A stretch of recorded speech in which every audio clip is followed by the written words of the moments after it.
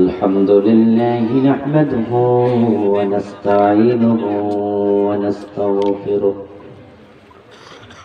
ونعوذ بالله من شرور أنفسنا ومن سيئات أعمالنا من يهد الله فلا مضل له ومن يضلل فلا تجد له وليا مرشدا وأشهد أن لا إله إلا الله وأن محمدا عبده ورسوله أما بعد فقد قال الله تعالى في كلامه المجيد شكرا مشتفرون أعوذ بالله من الشيطان الرجيم بسم الله الرحمن الرحيم قل هل ننبئكم بالأخسرين أعمالا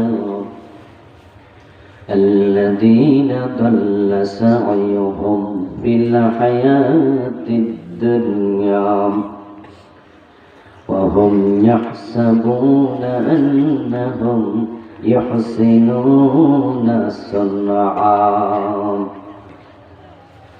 قال النبي صلى الله عليه وسلم ذاق طعم الإيمان من رضي بالله ربا وبالإسلام دينا وبمحمد نبيا ورسولا أو كما قال النبي عليه الصلاة والسلام সকলে মেহেরবানি করে দরুদ ইব্রাহিম পড়ুন আল্লাহুম্মা সাল্লি আলা মুহাম্মাদিন ওয়া আলা আলি মুহাম্মাদিন কামা সাল্লাইতা আলা ইব্রাহিম ওয়া আলা আলি ইব্রাহিম ইন্নাকা হামিদুম মাজিদ اللهم بارك على محمد وعلى آل محمد كما باركت على إبراهيم وعلى آل إبراهيم إنك حميد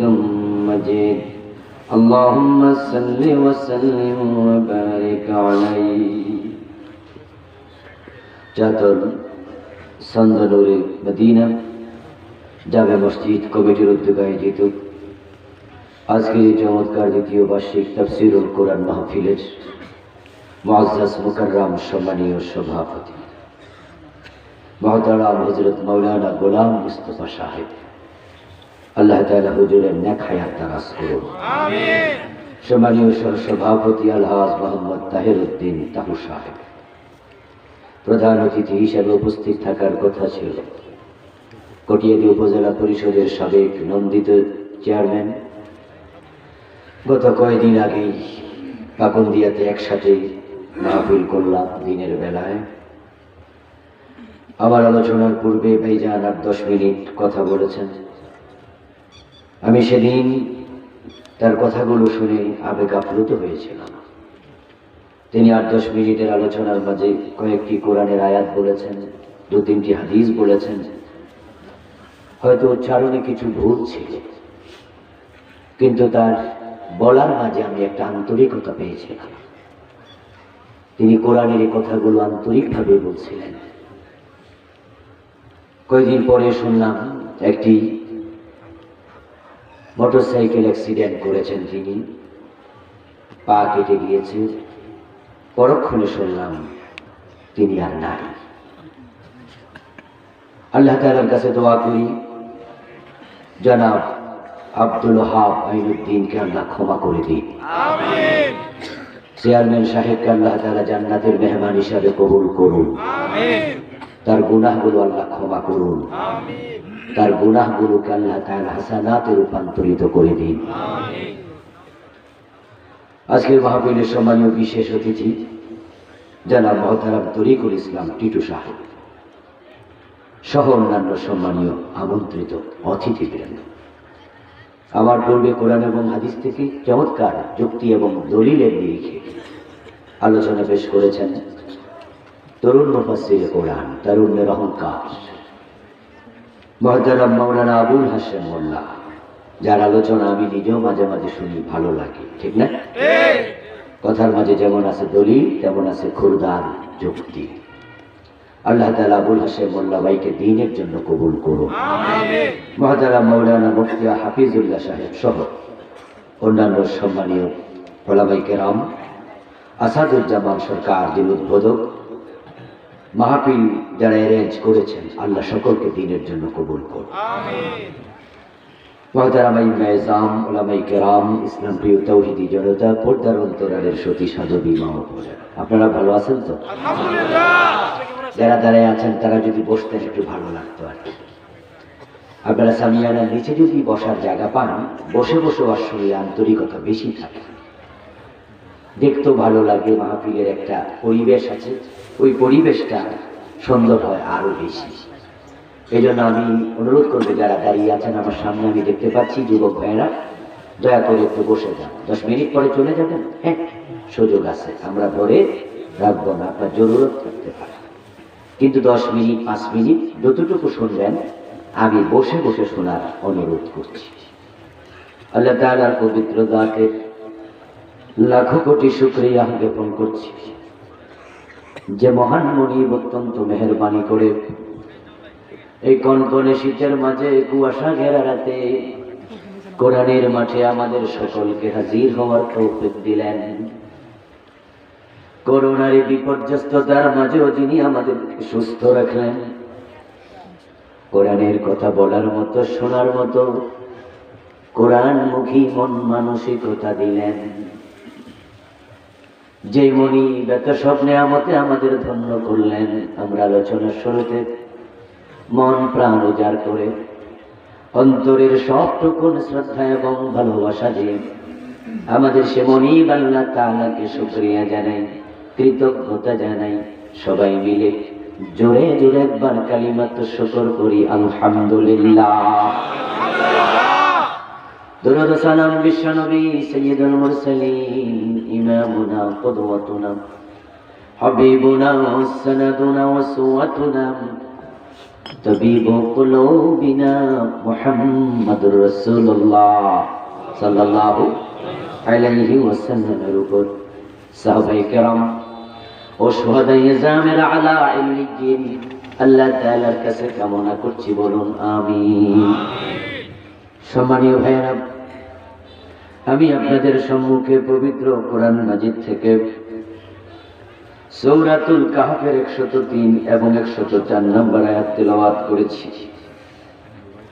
বিশ্বনবীর পবিত্র মুখ অনুসৃত একখানা ছোট্ট হাদিসে নববী পাঠ করেছি।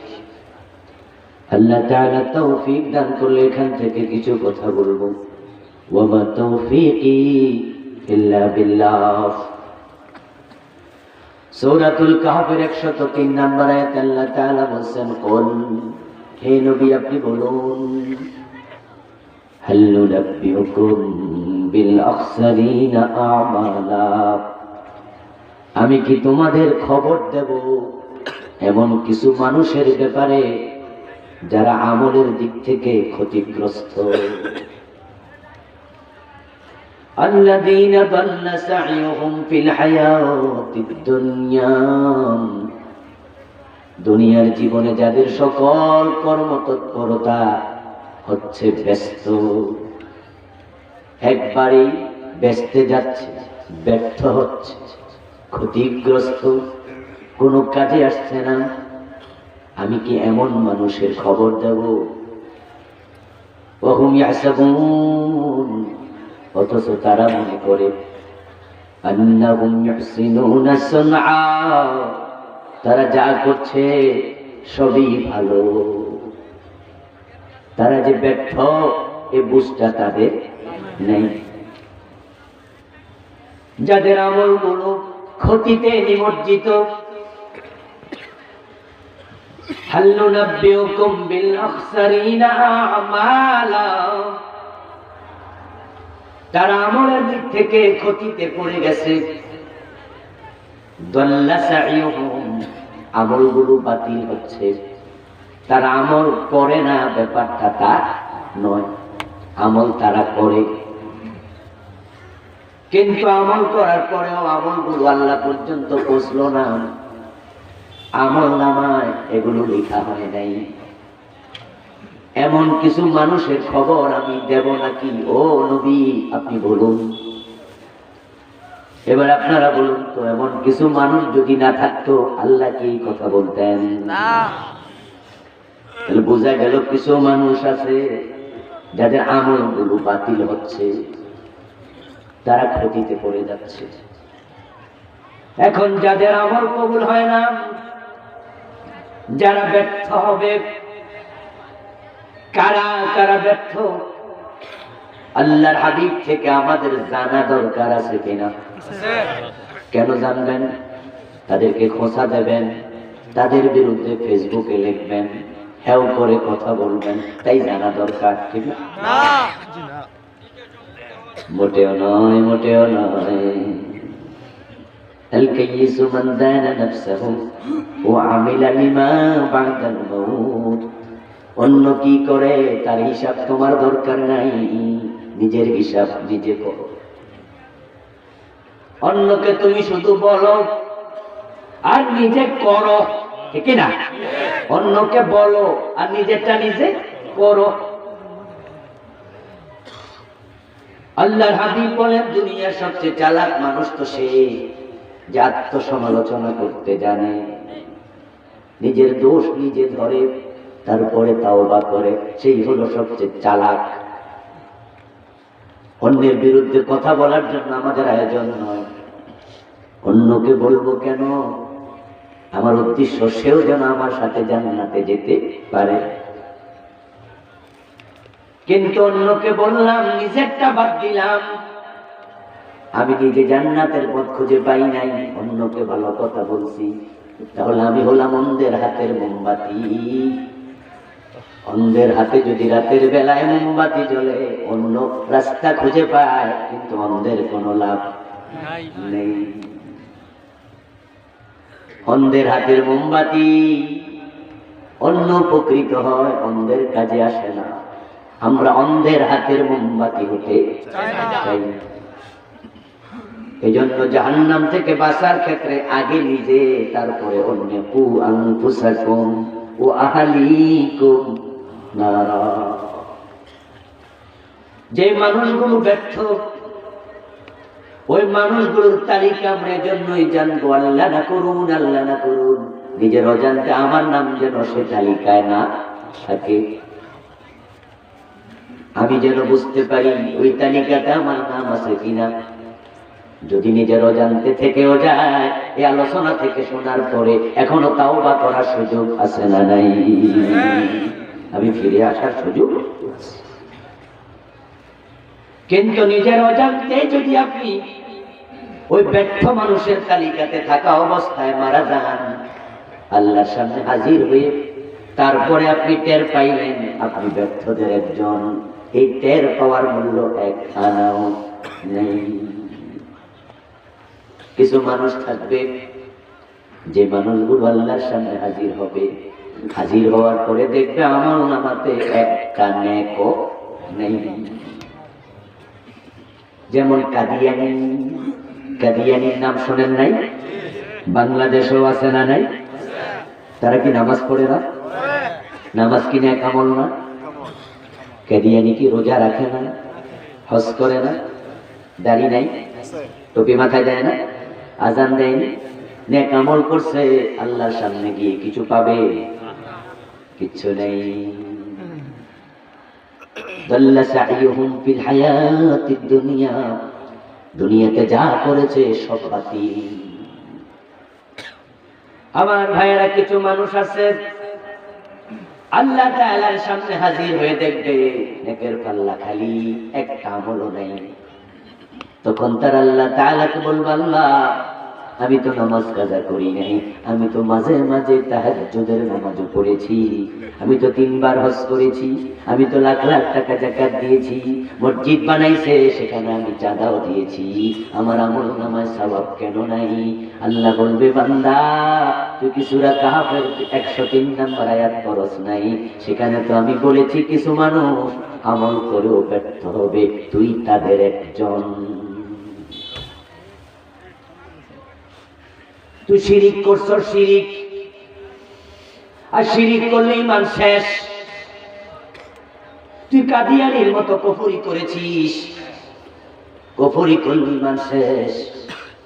তুই নেফাকে ইতিকাদিতে লিপ্ত হয়েছিস, মুনাফিকের কোনো আমল কবুল হয় না, তুই নেফাক করছ, তুই শেষ।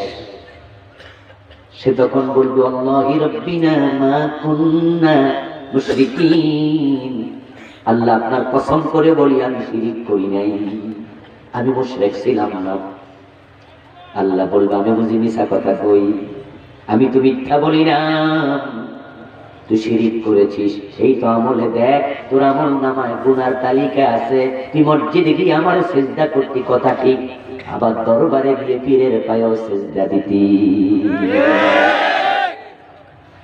এমন লোক আছে না সমাজে? জুমার দিন মসজিদে যা, আল্লাহ তাআলাকে সিজদা করে নামাজ পড়ে, আবার দরবারে গিয়ে পীরের পায়ে লুটায়া পড়ে। সে তখন বলবে, মা কুননা না'মালু মিন সু, এই যে পীরের পায়ে সিজদা দিলে ঈমান চলে যায়, এটা তো আমি জানতাম না, জানলে এই কাম আমি করতাম না। আমি এখন জানছি আমি শিরিক করেছি, কুফর করেছি, আমার আমলগুলো কবুল হয় নাই, আমি বুঝে ফেলছি। আল্লাহ এখন তোমার কাছে আমার একটা দরখাস্ত, ওয়ালাউ আন্না লানা কাররাতান ফানাকুনা মিনাল মুমিনিন, আমাকে একটা বারের জন্য আবার দুনিয়ায় পাঠাও, আমি ঈমান নিয়ে ফিরে আসতে চাই। সে সেদিন বুঝবে, আল্লাহ তাআলার কাছে দরখাস্ত করবে, একটা বারের জন্য পাঠাও, আমি মুমিন হয়ে ফিরে আসবো, আর শিরিক করব না। দরখাস্ত কবুল হবে তো? সে বুঝেছিল, কিন্তু বুঝছে টাইম হারাইয়া, নৌকা ডুবাইয়া বুঝে লাভ নাই, আগে বোঝা উচিত। নৌকা ডুবানোর পরে বুঝে লাভ কি? বাজারের দিন খেয়া পারাপার চলছে, একটা নৌকাতে তার বহন করার ক্ষমতা 30 জন উঠে গেছে, 35 জন, 5 জন বেশি। নৌকা ডুবু ডুবু ভাব, নৌকার ভিতরে বুঝি পানি ঢুকে যাবে। মাঝি কয়, আল্লাহর রাস্তে আর একজন উঠেন না, পাবলিক তো লাইনে খাড়াইছে, এই মিয়া উঠবো না মানি? এক পেটোয়ালা আইছে, মোটা সোটা লোক, হে আইসা কয় 35 জন উঠছে, অসুবিধা হয় নাই, আমি একা উঠলে বুঝি অসুবিধা হইব। ও বেটা তো গাই ডুববা যাবো, তো রাগ করবো বাবা। একবারে লাভ দিয়ে উঠছে, উঠছে আর ডুবছে। এখন মাঝি কয়, কি কইছি? কয় না বুঝছি। মাঝি বলে, ভাই তুমি বুঝেছ, কিন্তু আমাদেরকে ডুবাইয়া বুঝছ। এমন বুঝের কোন দাম? আল্লাহর সামনে হাজির হয়ে বলবে, ওয়ালাউ আন্না লানা কাররাতান আই মাররাতান ওয়াহিদাতান, আল্লাহ একটা বারের জন্য পাঠাও, ফানাকুনা মিনাল মুমিনিন, আমি মুমিন হব। কিন্তু আল্লাহ বলবেন, ফেরেশতা খুযুহু, তারে ধর। বললো, হ্যান্ডকাপ পরা দে, ডান্ডা বেরি পরা। সুম্মাল জাহিম সাল্লু, জাহান্নামের মাঝখানে ফেলে দে। সে চিৎকার দিয়া কেঁদে বলবে, আল্লাহ আমার দরখাস্তটা কবুল করো। কান্না শুরু করে দেবে, জাহান্নামে ফেরেশতারা ফেলে দেবে। আল্লাহর হাবিব বলেন, আহলুন নার ইয়াবকুনা ফিন নার, জাহান্নামী জাহান্নামে গিয়েও কাঁদবে, চিৎকার দিয়ে দিয়ে আল্লাহ আল্লাহুম্মা রাব্বানা আখরিজনা মিনহা, আল্লাহ আমার সহ্য হয় না, আমারে বের করো, আমার একটাবার দুনিয়া পাঠাও। এমন ভাবে কাঁদবে, চোখের পানি এমন ভাবে বের হবে কান্নাহা জাদাওয়াল, তাকালে তোমরা মনে করবা চোখের পানি নয়, একটা খালের পানি যাচ্ছে।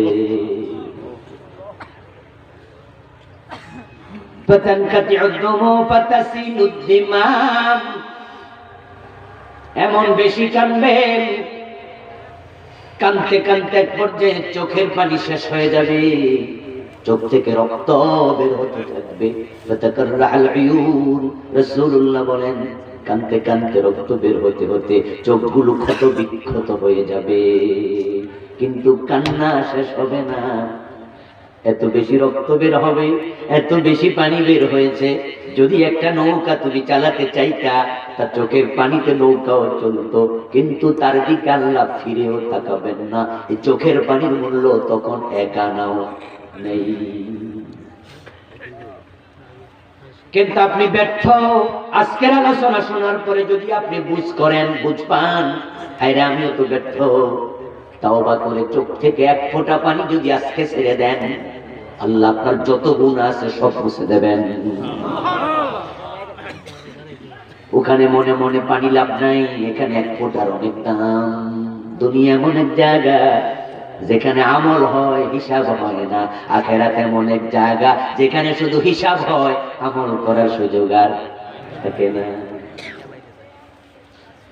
এজন্য রাসূল বলেন, মা মিন আবদিন মুমিন ইয়াখরুজু মিন আইনাইহি দুমু ওয়ালাউ কানা মিথলু রাতিদ যুবাবি মিন খাশিয়াতিল্লাহ হাত্তা ইউসিবা হাররা ওয়াজহিহি ইল্লা হারামাল্লাহু আলাইহি মিনার।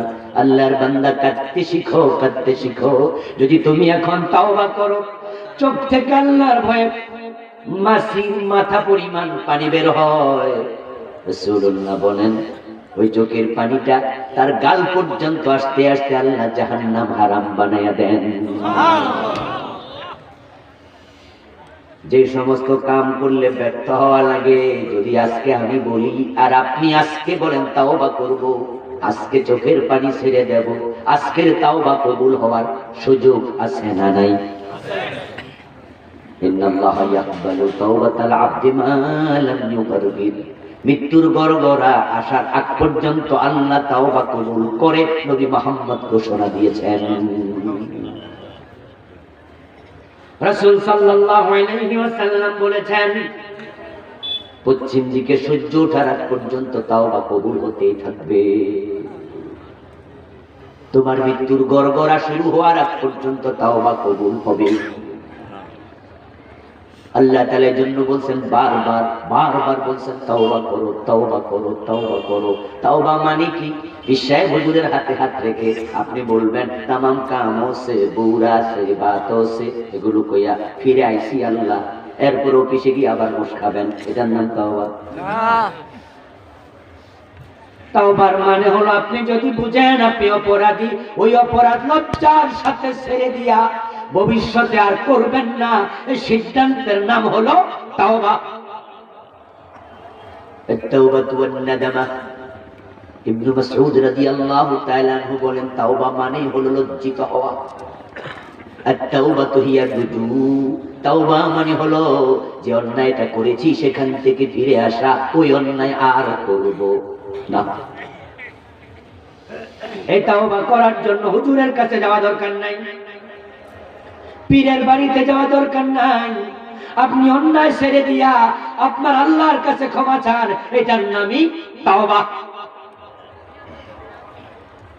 যে মানুষগুলো ব্যর্থ হবে ওই মানুষ হলো 5 দল। ওই 5 দলের ভিতরে নাম থাকা যাবে না। আমল করবা বন্ধু, কিন্তু এই 5 দলের ভিতরে নাম থাকলে উপায় নাই। মাদার তেরেসার নাম শুনেছেন? কথা বলুন, শুনেছেন? মাদার তেরেসা ইউরোপের নাগরিক, ভারতে থাকতেন। মাহফিল কমিটি চা দিতে হবে, মাঝে মাঝে চা দিতে হবে। হ্যাঁ,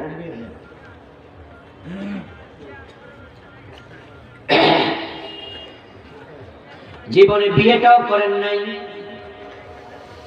ভারতে তিনি ডজন ডজন অরফেনেজ খুলেছেন, হাজার হাজার ইয়াতীমকে মায়ের ভালোবাসা দিয়ে বড় করেছেন।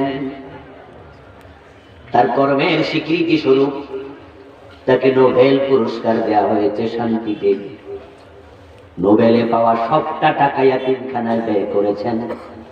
তার মৃত্যুর পরে কত পত্রিকা তাকে নিয়ে কত কিছু লিখেছে, আমিও পড়েছি, আপনারা অনেকে পড়েছেন। ওই মাদার তেরেসা হাজার হাজার অনাথ ইয়াতীমের দায়িত্ব নিয়েছেন, তাদেরকে লালন পালন করা। ইয়াতীমকে লালন পালন করার বিনিময় আল্লাহর কাছে আছে না নাই? ইয়াতীমের লালন পালন অনেক বড় ইবাদত, অনেক বড় ইবাদত। রাসূলুল্লাহ বলেন, তুমি যদি শুধু ইয়াতীমের মাথায় একটু হাত বোলাও, তোমার হাতের তলদেশ দিয়ে যত চুল অতিক্রম করবে, বিকুল্লি শাওরাতিন হাসানাত, প্রতিটা চুলের বিনিময়ে আল্লাহ অসংখ্য নেকি লিখে দিতে থাকবেন। শাওরাতুন এক বছর, হাসানাত হলো বহু বছর। বিকুল্লি শাওরাতিন হাসানাত, প্রতিটা চুলের বিনিময়ে অনেক নেকি পাবেন। যদি ইয়াতীমের মাথায় হাত বুলালে এত নেকি, ইয়াতীম লালন পালন করলে কত নেকি। قال النبي صلى الله عليه وسلم انا وكافل اليتيم كهاتين في الجنه। ইয়াতীম লালন পালন যারা করেন তারা বড় সৌভাগ্যবান মানুষ, সুযোগ পারলে এটা করবেন। রাসূলুল্লাহ বলেন যে একজন ইয়াতীমকে লালন পালন করবে, আমি নবী মুহাম্মদ এবং সে এভাবে পাশাপাশি জান্নাতে থাকবো। সুবহানাল্লাহ। মাদার তেরেসা একজন নয়, দুইজন নয়, শত শত ইয়াতীম পালন করছে। মাদার তেরেসা এত বড় ইবাদত করলো, ভালো কাজ করলো, কিন্তু জান্নাত পাবে তো না? কোন সম্ভাবনা আছে? না। আল্লাহর ঘোষণা, মান ইউশরিক বিল্লাহি ফাকাদ হারামাল্লাহু আলাইহিল জান্নাহ। যে ব্যক্তি শিরিক নিয়ে মারা যায়, তার যতই নেক আমল থাকুক, যতই ভালো কাজ করুক, এগুলোর রেজাল্ট সে দুনিয়ায় পাবে, আখিরাতে জান্নাত হারাম। আযহাবতুম তাইয়্যিবাতিকুম ফি হায়াতিকুমুদ দুনিয়া ওয়াস্তামতা'তুম বিহা। আল্লাহ তাআলার বক্তব্য হলো, কাফের ভালো কাজ করবে, কত হিন্দু কলেজ বানাইছে, কত হিন্দু হাই স্কুল বানাইছে, কত হিন্দু ব্রিজ বানাইছে, শিক্ষা প্রতিষ্ঠান করা, এগুলো ভালো কাজ, কিন্তু এই ভালো কাজের সওয়াব আখিরাতে নাই, কারণ তার ঈমানটাই নেই। এগুলোর সওয়াব প্রতিদান সে দুনিয়ায় পেয়ে যাবে। এখন যদি আপনার কাছে মাদার তেরেসার মতো আকীদা থাকে, কাদিয়ানির মতো আকীদা থাকে, তাহলে কাদিয়ানি নামাজ পড়ে ব্যর্থ, আপনিও তার মতোই ব্যর্থ। মাদার তেরেসা ভালো কাজ করে ব্যর্থ, আপনিও হবেন তার মতো সমান ব্যর্থ। 5 গ্রুপ মানুষ ব্যর্থ হবে। প্রথম 3 গ্রুপ, যাদের ব্যর্থতা এত জঘন্য, তাদের ঈমানও যায়, আমলও যায়, তাদের আমও যায়, সালা সহ। প্রথম গ্রুপ হলো কাফের, যারা কুফরি করে, যেমন কাদিয়ানি, নামাজ রোজা হজ যাকাত সব লয়ে জাহান্নামে যাবে। তামাম দুনিয়ার সব আলেম একমত, কাদিয়ানি কাফের, তাদের সাথে মুসলমানের সন্তান বিয়ে দেয়া জায়েজ নেই।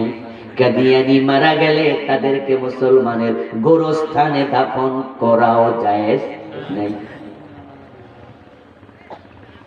আমার বন্ধু, কাফের হওয়ার জন্য আল্লাহর মানি না এটা বলা জরুরি নয়, কারণ যে শয়তান কাফের, ওই শয়তান কিন্তু আল্লাহরে মানতো, আল্লাহরে চিনতো, আল্লাহরে জানতো। আপনার সাথে আমার সাথে আল্লাহর কখনো কথা হয় নাই, কিন্তু কোরআন পড়লে পাবেন শয়তানের সাথে আল্লাহর কথাবার্তাও হয়েছে। হযরত আদমকে যখন সিজদা করে নাই শয়তান, তখন আল্লাহ ডিরেক্টলি জিজ্ঞেস করছে, মা মানাআকা আল্লাহ তাসজুদা, এই বেটা, তোরে আমি আদেশ করছিলাম সিজদা কর, কেন করলি না? তোরে মানাটা করলো কে? কথা বলতেছেন কে? আল্লাহ। কার সাথে? শয়তানের সাথে। আপনার লোক কয়দিন কইছে? শয়তান এটা বলে না আল্লাহ তোমারে আমি মানি না। শয়তান বলছিল আমি সিজদা কেন করব, খালাকতানি মিন নার ওয়া খালাকতাহু মিন তিন। সেইটা বলেনি আল্লাহ তোমারে মানি না, বরং সে আল্লাহকে বলে আল্লাহ আপনি যে অর্ডারটা করলেন এটা তো মানায় না আমার জন্য, কারণ আমারে বানাইছেন আগুন দিয়া, আদমরে বানাইছেন মাটি দিয়া। আগুন তো লাগাইলে উপরের দিকে যায়, মাটি ছাইরা দিলে নিচের দিকে যায়। শয়তান আল্লাহরে যুক্তি দিয়া বুঝায় আমি হেরে সিজদা কেমনে করি, হে না আমারে করব, আনা খাইরুন মিনহু, আমি তার চেয়ে সেরা। সে আল্লাহরে বলেনি আপনারে মানি না, কিন্তু এই কথাটা বলার কারণে শয়তানের ঈমান আছে নাকি গেছে? আল্লাহর বক্তব্য বাবা ওয়াস্তাকবারা ওয়া কানা মিনাল কাফিরিন। শয়তান কাফের হয়ে গেল। সে তো বলেনি আপনারে মানি না, কাফের হবে কেন? বরং আল্লাহ শয়তানকে কাফের ঘোষণা দিয়ে বলে ফাখরুজ মিনহা ফাইন্নাকা রাজিম, বেরিয়ে যা জান্নাতের সীমানা থেকে, তুই অভিশপ্ত। শয়তান জান্নাতের সীমা থেকে বের হলো, বের হইয়া জান্নাতের দরজার পাশে গিয়া কয় রব্বি। রব্বি মানে কি? হে আমার রব। কারে ডাকে? তুই কাফের কেন? হে তো আল্লাহরে ডাক। শয়তান বলে রব্বি ফাউজিরনি ইলা ইয়াউমিন ইউবাসুন, ও আমার রব আমারে কিয়ামত পর্যন্ত হায়াত দাও। আল্লাহ কয় তুই কাফের, হে কয় আমার রব।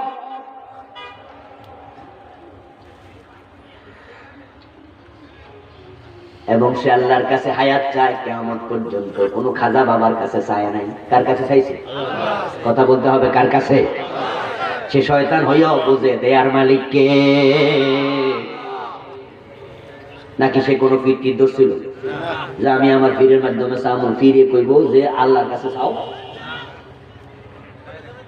সে ডাইরেক্ট কয় রাব্বি, হে আমার রব। এবং কোরআনে আল্লাহ আমাদেরও শিখাইছে যখন তুমি ইলম চাইবা কার কাছে? সিস্টেম কি রব্বি জিদনি ইলমা, ও আমার রব আমার ইলম বাড়ায়া দাও। তুমি যখন গুনাহ করবা তখন তাওবা করবা কার কাছে? রব্বানা যালামনা আনফুসানা, ও আমাদের রব জুলুম করে ফেলছি। যখন তোমার রহমত দরকার হবে, মা বাবার জন্য দোয়া করবা, তখন তুমি বলো রব্বির হামহুমা কামা, কথা বলেন না কেন? কামা রব্বায়ানি সগীরা, ও আমাদের রব তুমি রহম করো আমার মা বাবার উপরে যেমন আমার উপর করেছে ছোটবেলায়। আল্লাহ কইছে কি কোনো মাধ্যম ধরো? শয়তানকে আমার রব আমারে কিয়ামত পর্যন্ত হায়াত দেন। শয়তান শয়তান হইয়া বুঝে আল্লাহই দাতা। কিন্তু পরিতাপ কিছু মুসলমানের সন্তানের জন্য যারা আল্লাহর কাছে চাওয়া বন্ধ করে পীরের কাছে চাওয়া শুরু করে দেয়।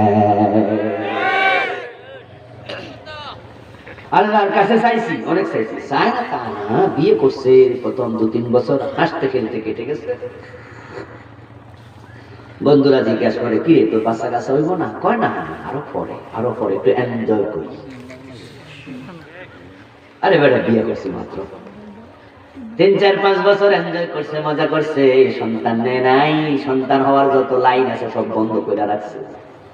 ওষুধ খাইতে খাইতে জরায়ু গেছে নষ্ট হইয়া। এখন 3-5 বছর পরে তো সন্তান নিতে চায়, কিন্তু আর এখন আবার ডাক্তারের কাছে গেছে, ডাক্তার সাহেব কয় পরীক্ষা নিরীক্ষা কইরা লক্ষণ বেশি ভালো না। তোমার ওয়াইফের কি খাওয়াইছো? কই এইগুলা খাওয়াইছি। কই জরায়ু তো ঝামেলা হয়ে গেছে। এখন বাবার কাছে আইসা কয়, মায়ের কাছে আইসা কয় একটু দোয়া করো, লক্ষণ বলে বেশি বালা না। মা বাবা দোয়া করে আল্লাহ নাতি নাতকুর দেও। ইমাম সাহেবের কাছে দোয়া চায়, হুজুর একটু দোয়া। হুজুর দোয়া করে আল্লাহ একটা সন্তান দেও। নিজেও দোয়া করতেছে, চলে গেছে আরো 5 বছর, সন্তান হয় না। 10 বছর কেটে গেল, আল্লাহর কাছে অনেক চাইছে, পায় না। আল্লাহ কয় তোর পরীক্ষা আর একটু লম্বা করলাম, শুরুতে বাধা দিলি কেন? এখন 10 বছর পরে সন্তান হয় না। বন্ধু পরামর্শ দিছে, আল্লাহর কাছে অনেক চাইছস, এবার একটু ভারতে যা, পাসপোর্টে ভিসা লাগাইয়া। কোথায় যামু? শোনস নাই, কেউ ফিরে না খালি হাতে, খাজারে তোর দরবারে। এমন গান বাংলাদেশে আছে কি না? এমন গান গাওয়ার লোক আছে না নাই? কেউ ফিরে না খালি হাতে, খাজারে তোর দরবারে। খাজা মাইনুদ্দিন চিশতি আজমিরি রাহিমাহুল্লাহ, উনার প্রতি আমাদেরও শ্রদ্ধা ভালোবাসা আছে কিনা? উনাকে আমরা ভালোবাসি কারণ তিনি বড় মাপের আলেম। আরব থেকে ভারতে এসেছেন শিরকের বিরুদ্ধে লড়াই করতে। হাজার হাজার কাফের তার হাতে কালেমা পড়ে মুসলমান হয়েছে। খাজা মাইনুদ্দিন চিশতি রাহিমাহুল্লাহ কোনদিন বলে নাই তোমরা আমি মরলে আমার কাছে চাইও। আচ্ছা আমার ভাই, আপনাদের এলাকায় যদি কোনো জীবিত পীর থাকে, আপনার যদি ছেলে মেয়ে না হয়, ও জীবিত পীরের কাছে যাইয়া যদি আপনি কন, হুজুর আমার একটা ছেলে দেন, এবারটা দিতে পারবো নি? পারবো, তবে বউটা যদি দিয়াই।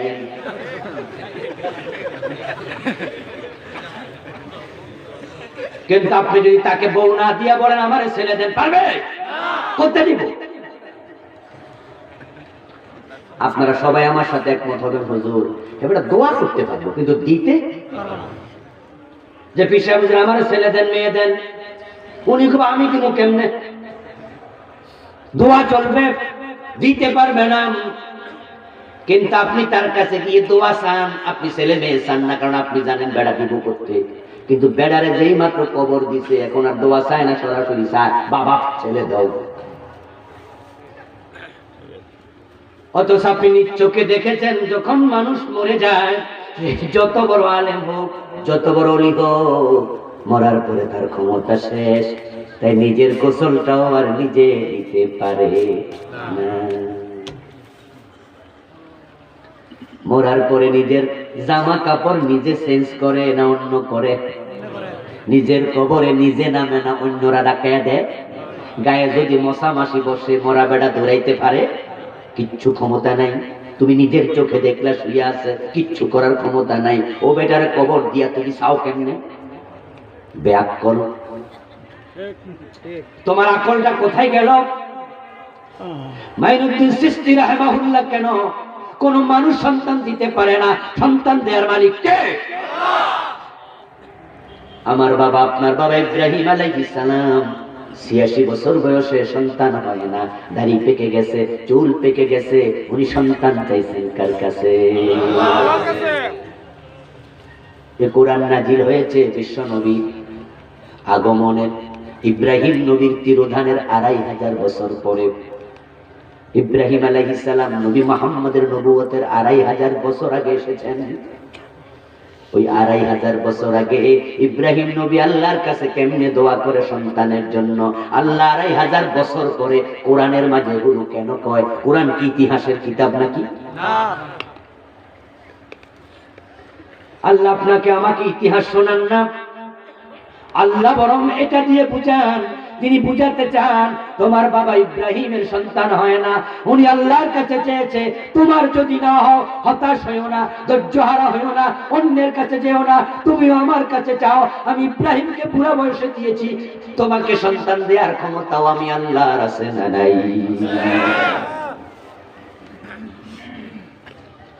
কিন্তু আপনি শিরিক করবেন, করার পরে আবার জান্নাতের আশা করবেন, এটা হতে পারে না।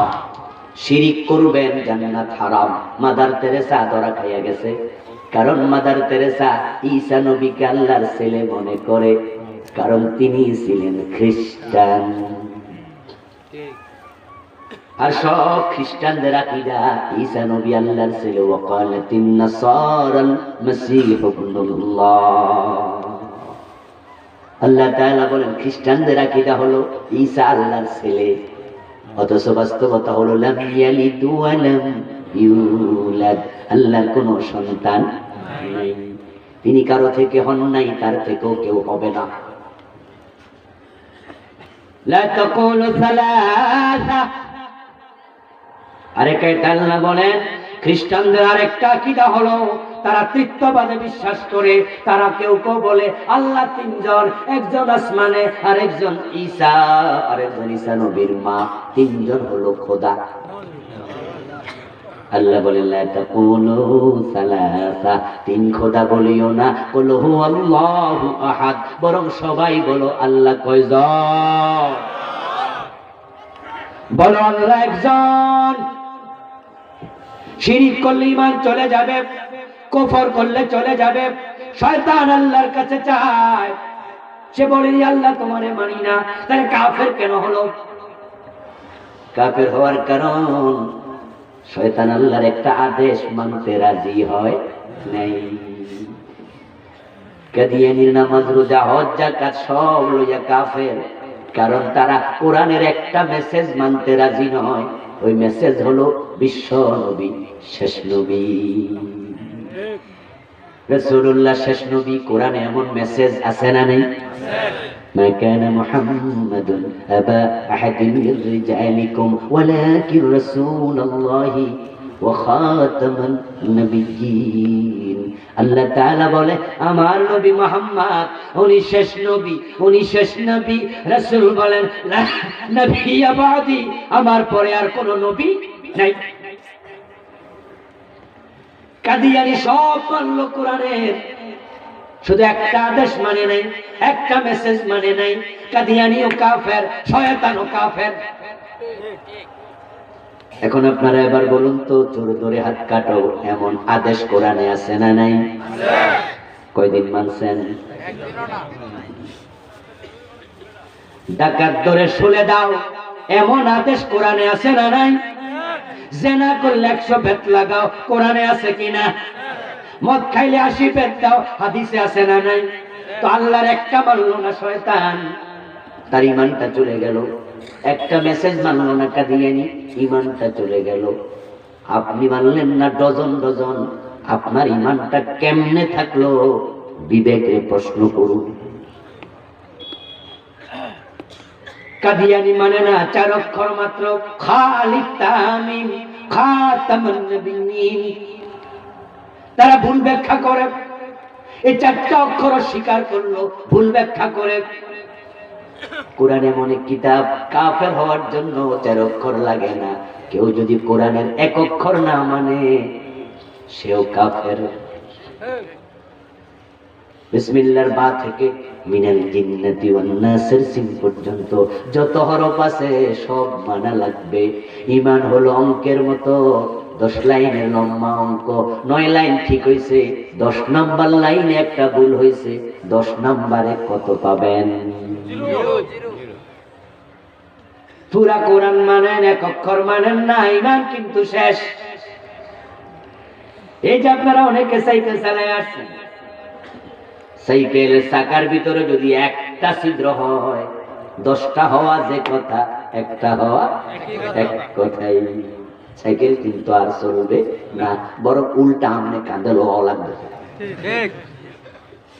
এতক্ষণ হের কান্দে চড়ছেন, এবার হে আপনার কান্দে উঠবো। ঈমানের ব্যাপারে আল্লাহ পশিন। শয়তান একটা আদেশ মানে নাই, আল্লাহ তাকে ছাড় দেন নাই। অথচ সে ইবাদত করতে করতে করতে করতে ফেরেশতাদের ওস্তাদ হয়েছে, মুআল্লিম হয়েছে, তাদের উপরে সম্মান পেয়েছে। অথচ সে কিন্তু ফেরেশতা ছিল না। কোরআনে আসছে ওয়া কানা মিনাল জিন, শয়তান হলো জিন জাতির অন্তর্ভুক্ত। এখন আপনি ডজন ডজন মানবেন না, কিন্তু আপনি গায়ে মনে না আপনি মরল, গায়ে মানে না আপনি মরল। আপনি নেতা, কেউ মানুক আর না মানুক, বড় চেয়ারটা আমারে দাও, পাবলিক কানে ধরে চেয়ারটা নামাইয়া দেব। আপনি ডজন ডজন আয়াত অস্বীকার করবেন, কাদিয়ানিরে কাফের বইলা মজা নেবেন। কাদিয়ানি কাফের, আমাদের আপত্তি নাই, হুজুর ফতোয়া দিতে থাকেন, নিজের কি খবর? আল্লাহর কোরআনে আছে লাহুল খালকু ওয়াল আমর, অক্ষর এখানে আছে 15টা। কয়টা? কথা বলতে হবে। কয়টা অক্ষর? কেউ যদি না মানে ঈমান থাকবে? আপনারা তো অনেকেই মানেন না, অনেকেই আছেন এর সাথে দ্বন্দ্ব লাগাইয়া দিয়েছেন। বাংলা অর্থ বললে বুঝবেন, বাংলা অর্থ হলো সাবধান, সৃষ্টি যার, আইন চলবে শুধুই তার। এই কথা আমার না আল্লাহ? জোরে বলতে হবে কার? তাহলে এবার একটু আওয়াজ করে বলুন, সৃষ্টি কার? আরো জোরে বলেন কার? আইন চলবে কার? চলছে তো, কেন চলে না? কার দোষ? হিন্দু, বৌদ্ধ, খ্রিস্টানদের? তারা তো 10% 10 জন, 90 জন তো আপনারা। ভারতে যদি এ প্রশ্ন করা হয় আল্লাহর আইনে দেশ চলে না, মুসলমানরা দায়ী নয়, কারণ তারা সেখানে 17-18%।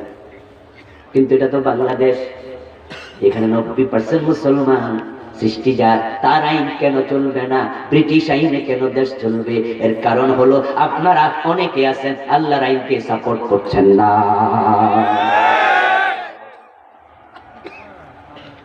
স্বাধীনতার পর থেকে 50 বছর চলে গেল। এই 50 বছরে আপনারা কত দল ক্ষমতায় দেখেছেন? ওই দলেরা ক্ষমতা পেয়েছে, চাইলে তারা আল্লাহর আইন ঢুকাতে পারত। আগামী সংসদ অধিবেশনে আমাদের সরকার যদি চায়, চোর ধরে আর জেলে দেব না, হাত কাটা হবে, আইন পাস করার সুযোগ আছে না নাই? আছে না? আছে। শুধু আইনমন্ত্রী একটা বিল উত্থাপন করবে মাত্র, আইনমন্ত্রী বিল উত্থাপন করবে, বাংলাদেশে চুরি বন্ধ করা যাচ্ছে না। তাই বর্তমান পরিস্থিতির আলোকে আমরা আল্লাহর কোরআনের আইন চোর ধরে হাত কাটা বাস্তবায়ন করতে চাই। সংসদ স্পিকার বলবে হ্যাঁ বলুন। আমাদের 151 জন হলে চলে, 300 জন লাগে না। কিন্তু এখন তো 300 তোমরাই আছো, 151 জন হ্যাঁ বলো, তাহলে তো আল্লাহর আইন কায়েম শুরু হয়ে যায়। আল্লাহর আইনগুলো যদি কায়েম শুরু হয়ে যায়, চোর ধরে হাত কাটো, মুসলমান দরজা খুলে ঘুমাইবা, 1 মাস 2 মাস 3 মাস হাত কাটো, তারপরে দেখবা চোর খুঁজে পাওয়া যাবে না।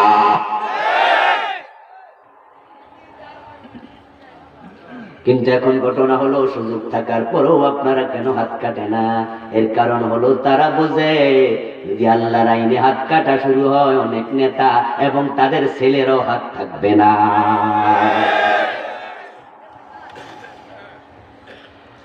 আল্লাহ তাআলা বলে সাবধান, সৃষ্টি যার, আইন চলবে শুধু তার। আপনি দ্বিমত, শয়তান দ্বিমত করছে একটা আইনের সাথে, আপনি করেন ডজন ডজনের সাথে।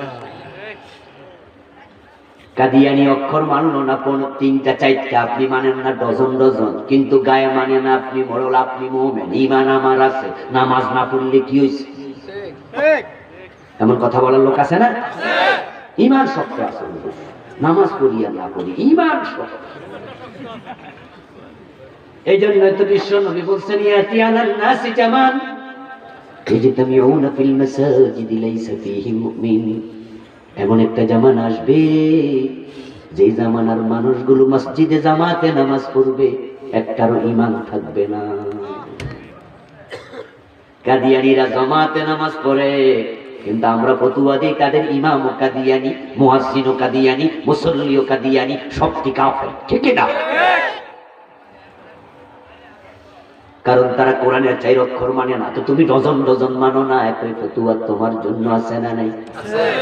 সুতরাং দোস্ত আমার, ভাই আমার, বন্ধু আমার, ঈমান যদি রাখতে চান, কোরআনের সব আইন মানতে রাজি হওয়া দরকার আছে কিনা? রাজি হয়ে যান, রাজি হয়ে যান। আপনি আর আমি রাজি হলে কালকে আল্লাহর আইন কায়েম হবে তা নয়। আমরা এখানে আছি কয়েক হাজার, রাজি হওয়া লাগবে কোটি কোটি। সবাই রাজি করা যাবে না, কায়েম নাও হতে পারে। কিন্তু একটা মজার ব্যাপার হলো, কেউ রাজি হোক আর না হোক, আমি তো ঈমান নিয়ে মরতে পারলাম।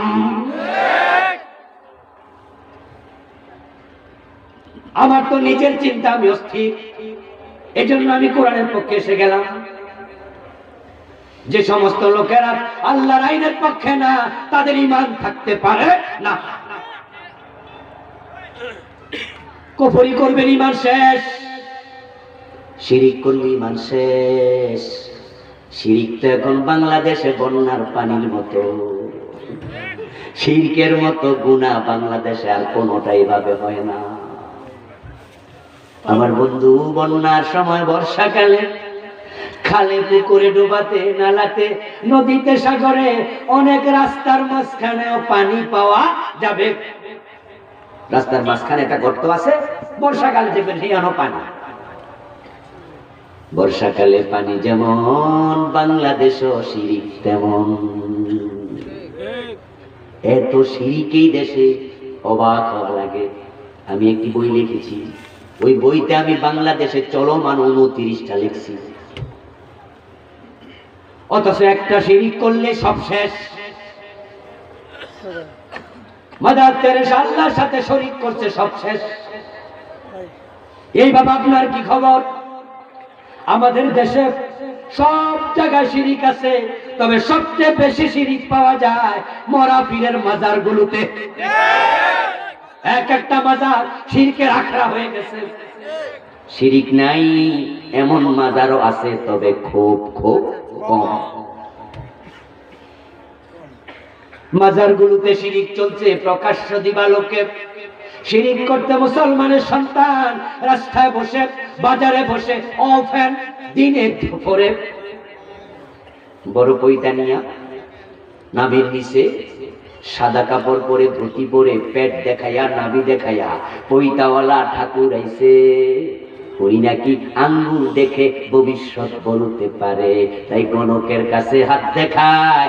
এমন মুসলমানের সন্তান আছে না নাই? ও বন্ধু, আপনি গণকের কাছে হাত দেখাইলেন, উনি বলল সামনে ফারা আছে, বিপদ আছে। এখন আপনি বিশ্বাস করলেন স্যার, তাহলে ফারা থেকে বাঁচার উপায় কি? উনি বলে দিল 1301 টাকা লাগবো, 3টা রাতা মুরগি লাগবো, 3.5 কেজি পোলাও চাল লাগবো, তোমার যত ফারা আছে সব কাইটটা দেবো। বিশ্বাস করার সাথে সাথে ঈমানটা চলে গেছে, কারণ কোরআনের অসংখ্য আয়াতের বক্তব্য ভবিষ্যতের জ্ঞান রাখে একমাত্র আল্লাহ। ওমা তাদরি নাফসুম বিআইয়ি আরদিন তামুত, তুমি কোথায় মারা যাইবা তুমি জানো না। ওমা তাদরি নাফসুম মাযা তাকসিবু গাদা, কালকে কি খাইবা তুমি জানো না। বৃষ্টি কখন হবে তুমি জানো না। কিয়ামত কখন হবে তুমি জানো না। তোমার মৃত্যু কোথায় হবে তুমি জানো না। মায়ের পেটের সন্তানটা ভালো না মন্দ, চরিত্র কেমন হবে তুমি জানো না। কুল লা ইয়ালামু মান ফিস সামাওয়াতি ওয়াল আরদিল গায়বা ইল্লাল্লাহ। নবী মুহাম্মদ আপনি বলে দিন, আকাশ জমিনে গায়েবের খবর কেউ জানে না, একমাত্র জানে কে?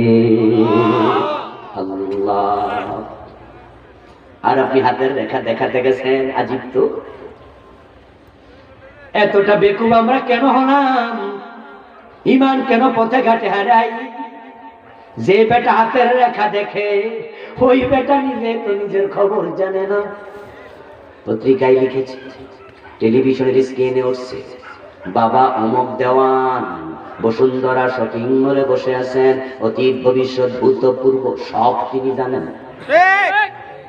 আর আপনিও দৌড়াইয়া গেলেন, দেখেন আমার হাত মালয়েশিয়ার ভিসা লাগবে কিনা, গনে বলে দেন।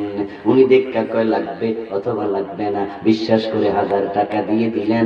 অথচ বসুন্ধরা শপিং মলে প্রতি 2 বছর 3 বছর পরে একবার আগুন লাগে, বেড়া হেডাই।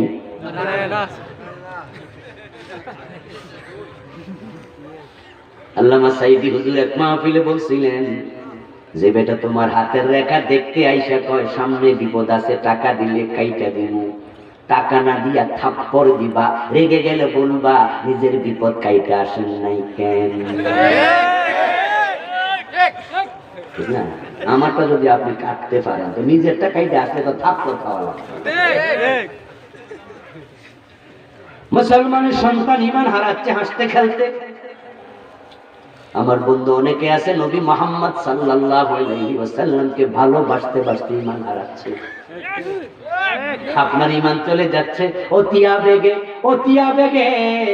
আল্লাহর হাবিবের জন্য বলছেন, লা তুতরুনি কামা আতরাতিন নাসারা ইবনে মারইয়াম।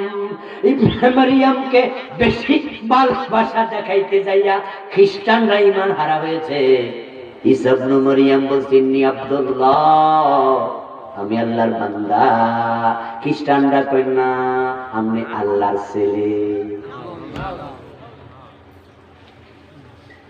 ঈসা আলাইহিস সালাম মায়ের কোলে, ওনার তো বাবা নাই, সন্তান হলো আল্লাহর হুকুমে।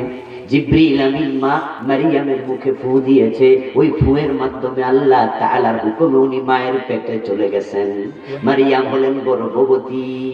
কয়েকদিন পরে মারিয়াম বুঝতে পারছেন প্রসবের সময় হয়ে গেছে। এখন যদি আমি লোকালয়ে সন্তান প্রসব করি, মানুষ তো আমার এসে ধরবে, বিয়ে তো দেই নাই, বাচ্চা হলো কোত্থেকে? তাই তিনি মসজিদ আকসার খাদেমা ছিলেন তার পাশে একটি মেহরাবে, একটি হুজরার মাঝে আস্তে করে নেমে চলে গেলেন মরুভূমিতে। ভাবলেন এমন জায়গায় সন্তান প্রসব করব লোকে যেন টেরই না পায়। কিন্তু বেশি দূরে যেতে পারলেন না, একটু খেজুর গাছের নিচে গিয়ে একটু বিশ্রাম নিচ্ছেন। প্রসব বেদনা শুরু হয়ে গেল। তিনি আফসোস করে বলেন, ইয়া লাইতানি মিতু ক্বাবলা হাদা কুনতু নাসিয়াম মুনসিয়া। আহারে, যদি এই সন্তান প্রসবের আগে মরে যেতাম বড়ই ভালো হতো, মানুষ আমারে ভুলে যেত আর প্রশ্ন করে বিরক্ত করতে পারত না। আল্লাহ তাআলা ডেকে বলে, মারিয়াম মৃত্যু কামনা করো না, টেনশন করার কারণ নাই। তুমি শুধুমাত্র মানুষের প্রশ্নের জবাব না দিয়ে চুপ করে থাকবা। তুমি বুঝাইয়া দিবা, ইন্নী নাযারতু লিররহমানিস সাওমা। তৎকালীন সাওম মানে হচ্ছে কথা না বলা, এটাও সাওমের মাঝে অন্তর্ভুক্ত। লোকজন প্রশ্ন করলে ইশারা দিয়া কইবা, আমার কথা বলা নিষেধ। তুমি চুপ করে থাকলে আমি নিজেই জবাবের ব্যবস্থা করে দেব।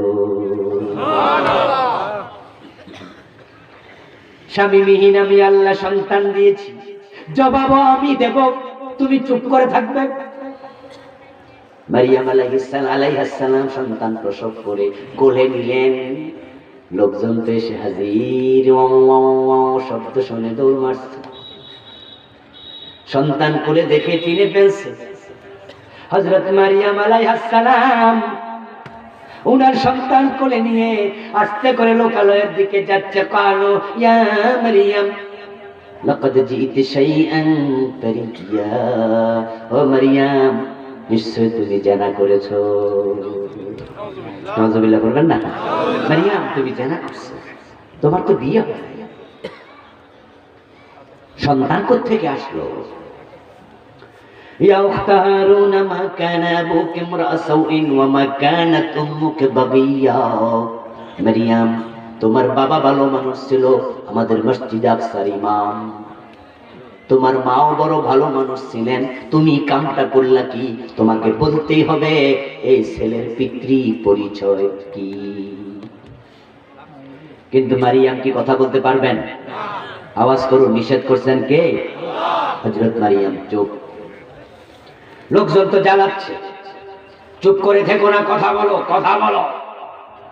ফাশারাত ইলাইহি, এক পর্যায়ে বিরক্ত হইয়া তিনি সন্তানের দিকে ইশারা করলেন, যদি তার পরিচয় জানতে চাও তারে জিগাও।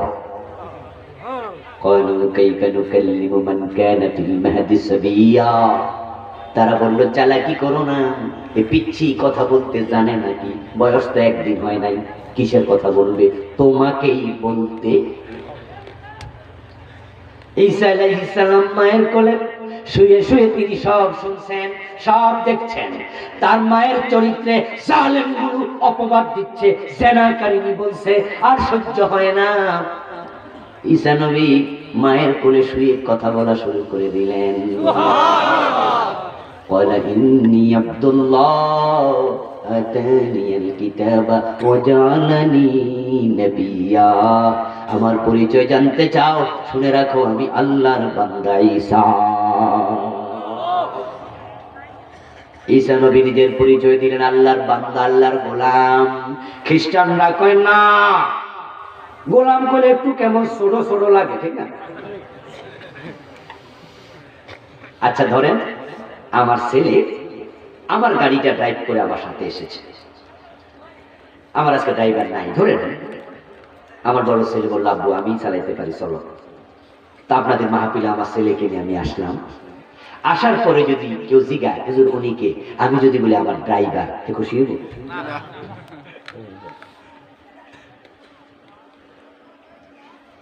হে বাড়ি যাই এর মার কাছে বিচার দিব, দিব কি না? আব্বা আমারে কি কইছে? আচ্ছা হে যে আজকে ড্রাইভ করছে, কোনো ভুল কইছি আমি কিছু? আমি কিন্তু 100% সত্য কথা বলি, আমার ড্রাইভার করছে, কিন্তু এই শব্দটা তার পরিচয়ের সাথে মানায় না। আচ্ছা যদি আমি এবার বলি সে আমার ছেলে, বেজান না খুশি? বাবা আজকে তো আমারও একটা আলাদা সম্মান, প্রধান বক্তার ছেলে। খ্রিস্টানরা যখন শুনলো ঈসা নবী কয় ইন্নী আব্দুল্লাহ, আমি আল্লাহর গোলাম, খ্রিস্টানরা কয় না একটু কেমন কেমন হয়ে গেল, দামটা বেশি বেশি মনে হয় না, একটু কম কম লাগে। তাই তারা কয় আপনি আল্লাহর ছেলে, আস্তাগফিরুল্লাহ, ভালোবাসতে যাইয়া ঈমান আছে না গেছে? আপনাদের বিবেকের কাছে প্রশ্ন ছেড়ে দিলাম, জবাব দিয়ে মেহেরবানি করে। আল্লাহ নবী ঈসাকে খ্রিস্টানরা কি ছোট করতে চাইছে না বড় করতে চাইছে? কিন্তু হাশেম মোল্লা ভাইয়ের ওয়াজ ছিল এক লাইন বেশি বুঝছে। এই তো ছিল আজকে ওয়াজ, আমি বাড়ির দেশে শুনছি কিছু কিছু। ঈসা নবীকে তারা ভালোবাসতে গিয়া সীমা লঙ্ঘন করলো, আল্লাহর হাবিব এটা জানেন। তাই তিনি বলছেন সহিহ বুখারীর riwayat, লা তুতরুনি কামা তারাতিন নাসার ইবনে মারইয়াম। একদল লোক ঈসা নবীকে ভালোবাসতে গিয়ে সীমা লঙ্ঘন করে কাফের হলো, মুশরিক হলো, শেষ হয়ে গেল। আমি নবী মুহাম্মদকে তোমরা মর্যাদা দিতে যাইয়া ভালোবাসতে গিয়া সীমা লঙ্ঘন করিও না। এখন আমাদের দেশের একদল লোক সীমা লঙ্ঘন করে ঈমান হারাচ্ছে। রাসূল সাল্লাল্লাহু আলাইহি ওয়াসাল্লাম তিনি মানুষ, এটাও তারা মেনে নিতে চায় না। তারপরে রাসূলের মানুষ করে ঈমান থাকবো না, কি আশ্চর্য কথাবার্তা! কি কইতে হইব জিন? কই না। তো ফেরেশতা? কই না। তো মানুষ? কই না। তো মোড়েও না। তো কি? কই না কিও না।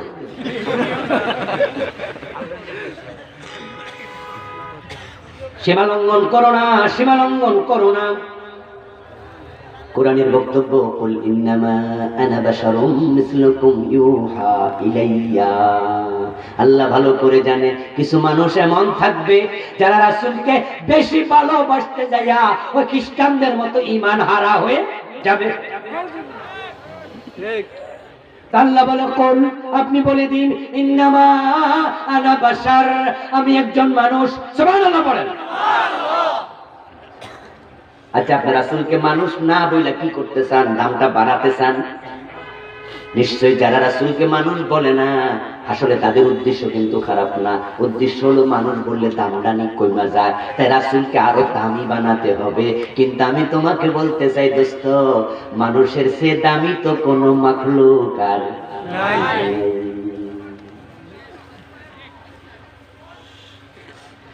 মানুষই তো হলো আল্লাহর কাছে সবচেয়ে দামি, ঠিক না? ফেরেশতার চেয়েও দামি। মানুষের সম্মান আল্লাহর কাবার চেয়েও বেশি। কাবাও একটা মাখলুক, খালেক কে? আল্লাহ। আল্লাহ ছাড়া সব কি মাখলুক, কাবাও মাখলুক।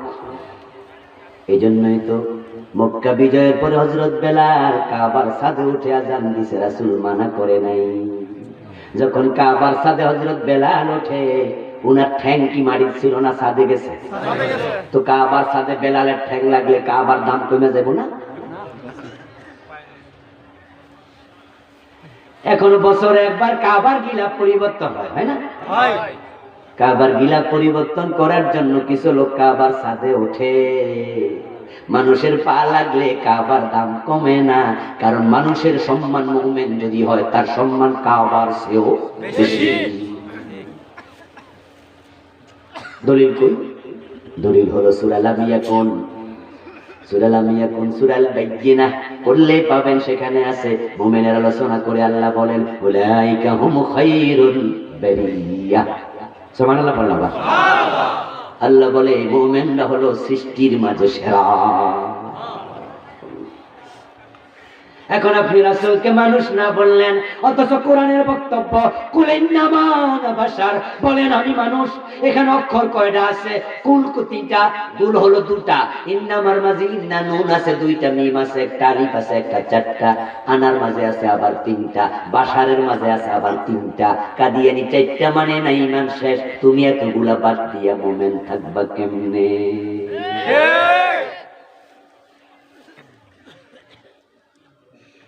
এরপরে আবার তারা রাসূলকে আল্লাহর সাথে মিলায়া দেয়, মানুষ না তাহলে কি? এবার গানে গানে কয়, ওই গান কিন্তু আমি কইতাছি আপনারা পাওয়া মানা, এই গান শিরিক যুক্ত গান। সেখানে তারা গান বানাইছে, মানবের রূপ ধরিয়ে নবী এলেন ভবেতে, কুল্লু আলম লুটে পড়ে তার চরণ তলেতে, ইয়া রাসূল। আসলে এমন গান তিনি মানবের রূপ ধরে আসছে, তিনি মানুষ না, তবে রূপ ধরছে মানুষের। তাহলে তিনি কে? এবার আরেকজন ব্যাখ্যা করে, আহমদের বিবের পর্দা তুলে দেরে মন, দেখবি সে তাই বসত করে আহাদ নিরঞ্জন। ওই আহমদ লিখতে হামজা হা মিম দাল, মিমটা মুছে দে, আহমদ আহাদ হয়ে যাবে। আকাশে যিনি আল্লাহ, জমিনে তিনি মুহাম্মদ, বলেন নাউজুবিল্লাহ। তিনি সুরত ধরে আছে, সুরত ধরে, তিনি উনি। আরেকজন কয় শরীয়ত से डर, शरीयत का डर से अगर न मैं कहता मोहम्मद नबी खुद खुदा बन कर आया। মানুষ কওয়া যাবে না, তিনি আল্লাহ, তিনি জমিনে খোদা হয়ে আসছে। তাই কুল্লু আলম লুটে পড়ে তাহার চরণ তলেতে। আমরা কি রাসূলের চরণে লুটে পড়ি? আমরা কার চরণে সিজদা দেই? তারা সীমা লঙ্ঘন করেছে চরম ভাবে, সীমা লঙ্ঘন করতে করতে শিরিক করছে। তারা বলে নবী মুহাম্মদ সাল্লাল্লাহু আলাইহি ওয়াসাল্লাম গায়েব জানে, তিনি হাজির নাজির। তাই বন্ধু দুরূদ শরীফ পড়ার সময় হঠাৎ করে মাঝখানে খাড়াইয়া যায়, এমন আছে না? আপনি যদি মনে করেন দাঁড়াইছেন, আপনার পায়ে ব্যথা, কোন অসুবিধা নাই, আপনি খাড়ান।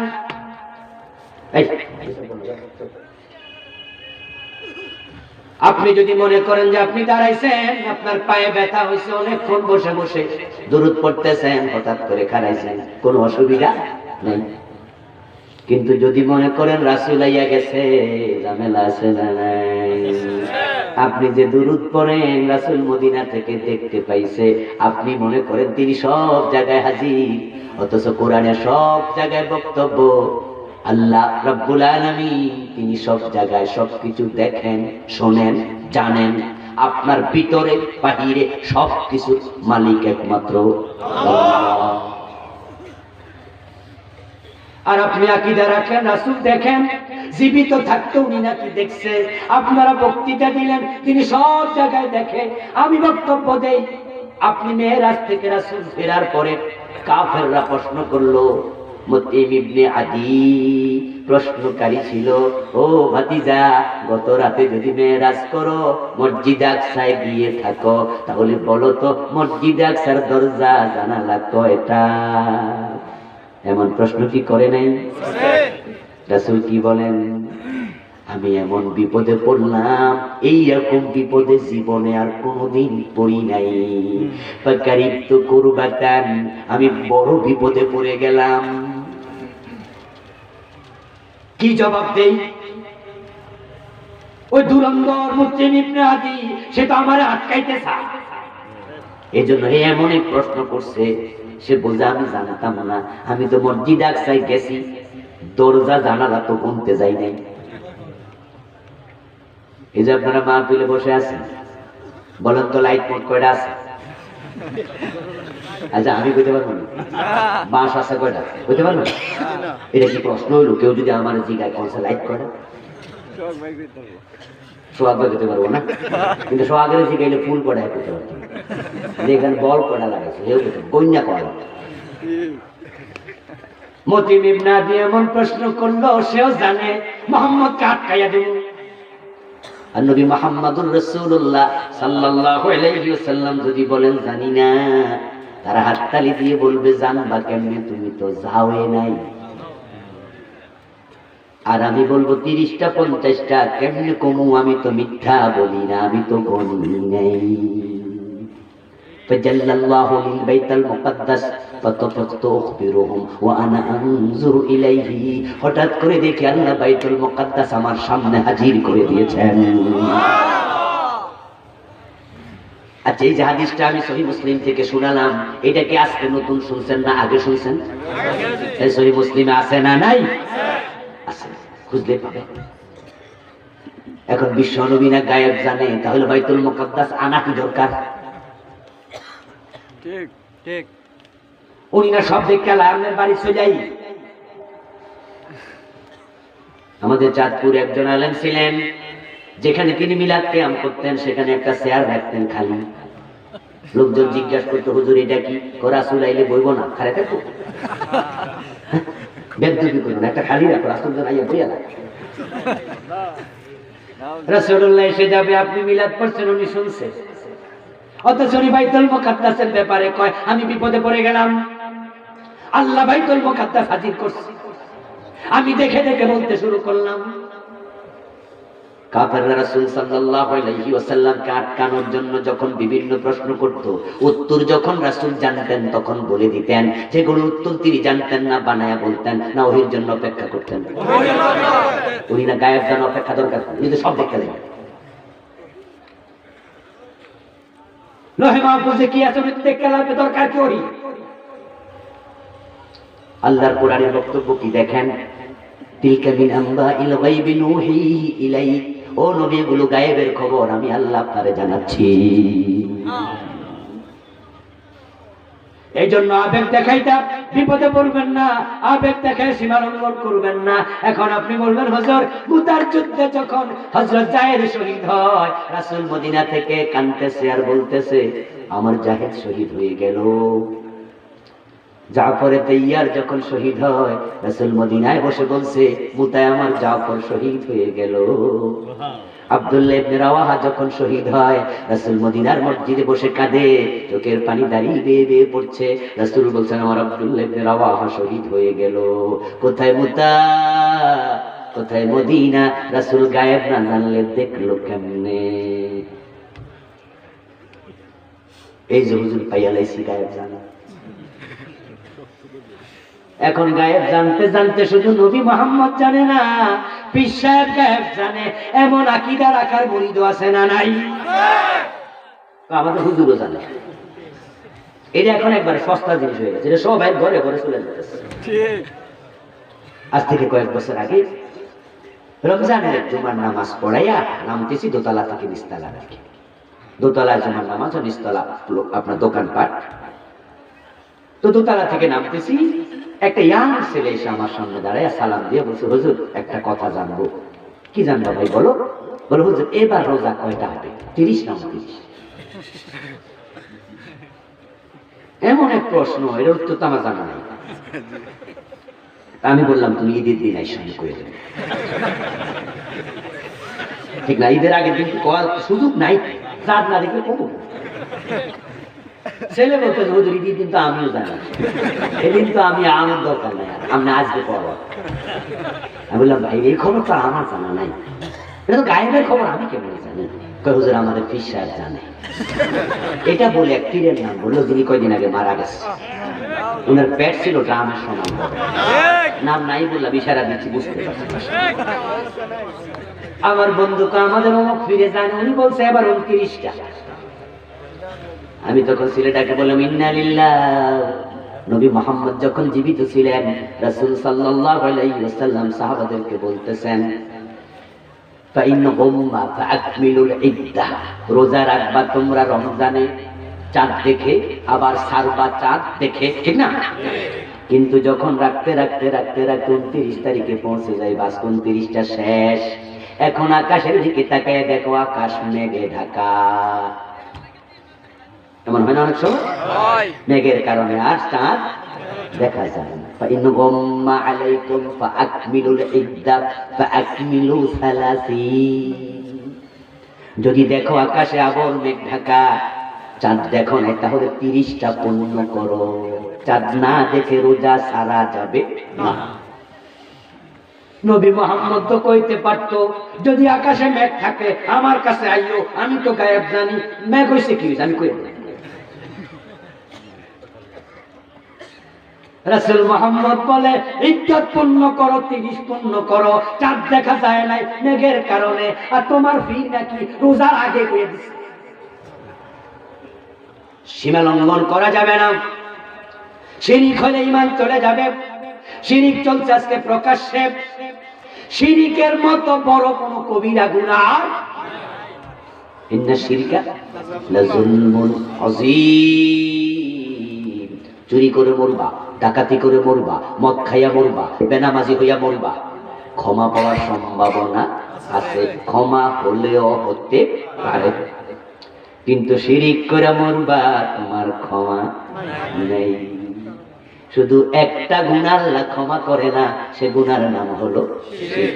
যদি এটা নিয়ে মরো, তাওবা করো এখন, এটা লইয়া মরলে উপায় নাই। ইন্নাল্লাহা লা ইয়াগফিরু আন ইউশরাকা বিহি ওয়া ইয়াগফিরু মা দুনা যালিকা লিমান ইয়াশা।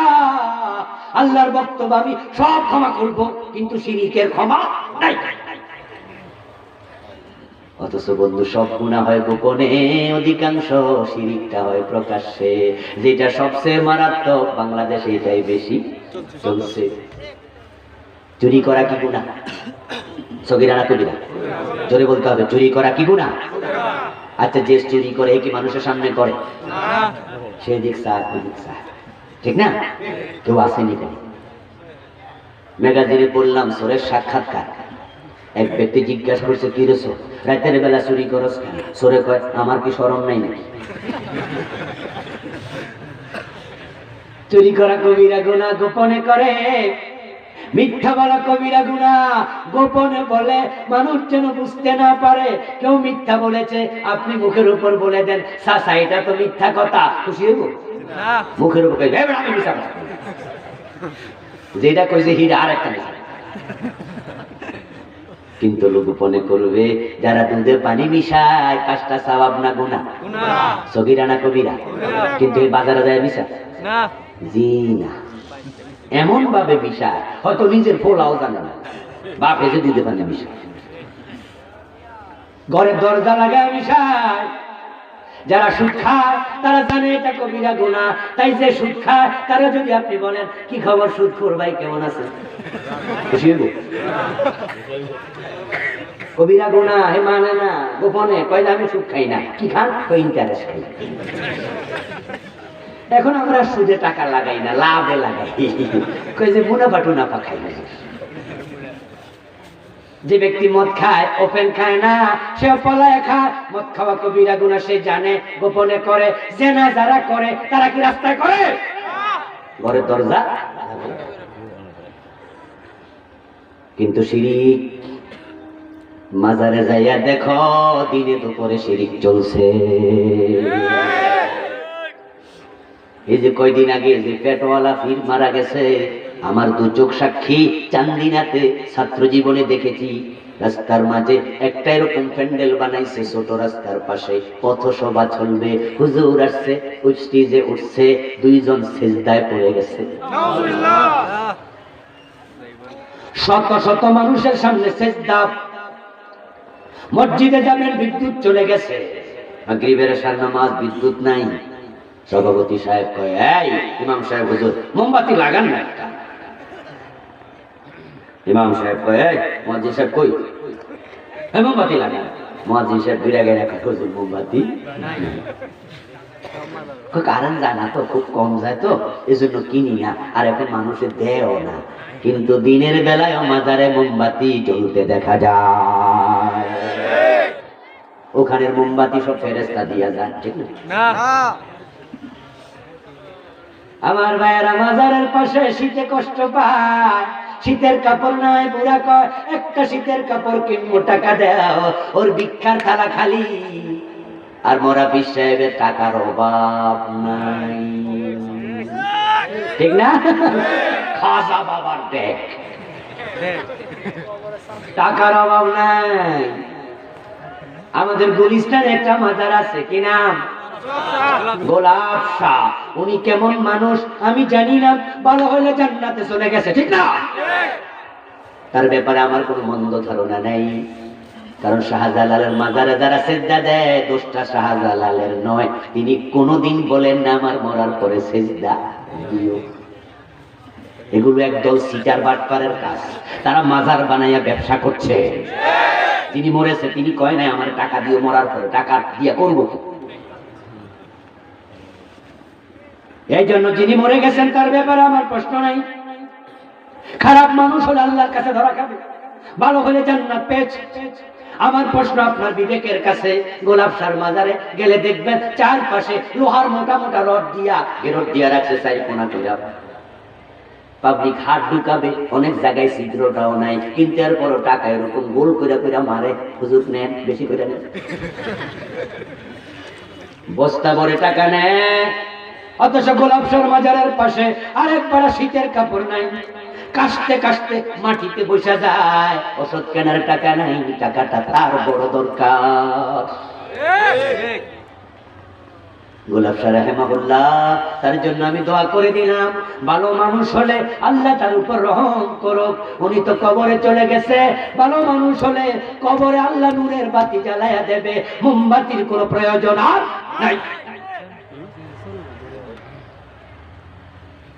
মোমবাতিটা মসজিদে দরকার, টাকাটা গরিবের হাতে পড়া দরকার। ওই শীতার্ত মানুষকে বস্ত্র কিনে দাও, ক্ষুধার্তকে খাবার কিনে দাও, অসুস্থকে সেবা করো, এটা আল্লাহর সেবা হয়ে যায়।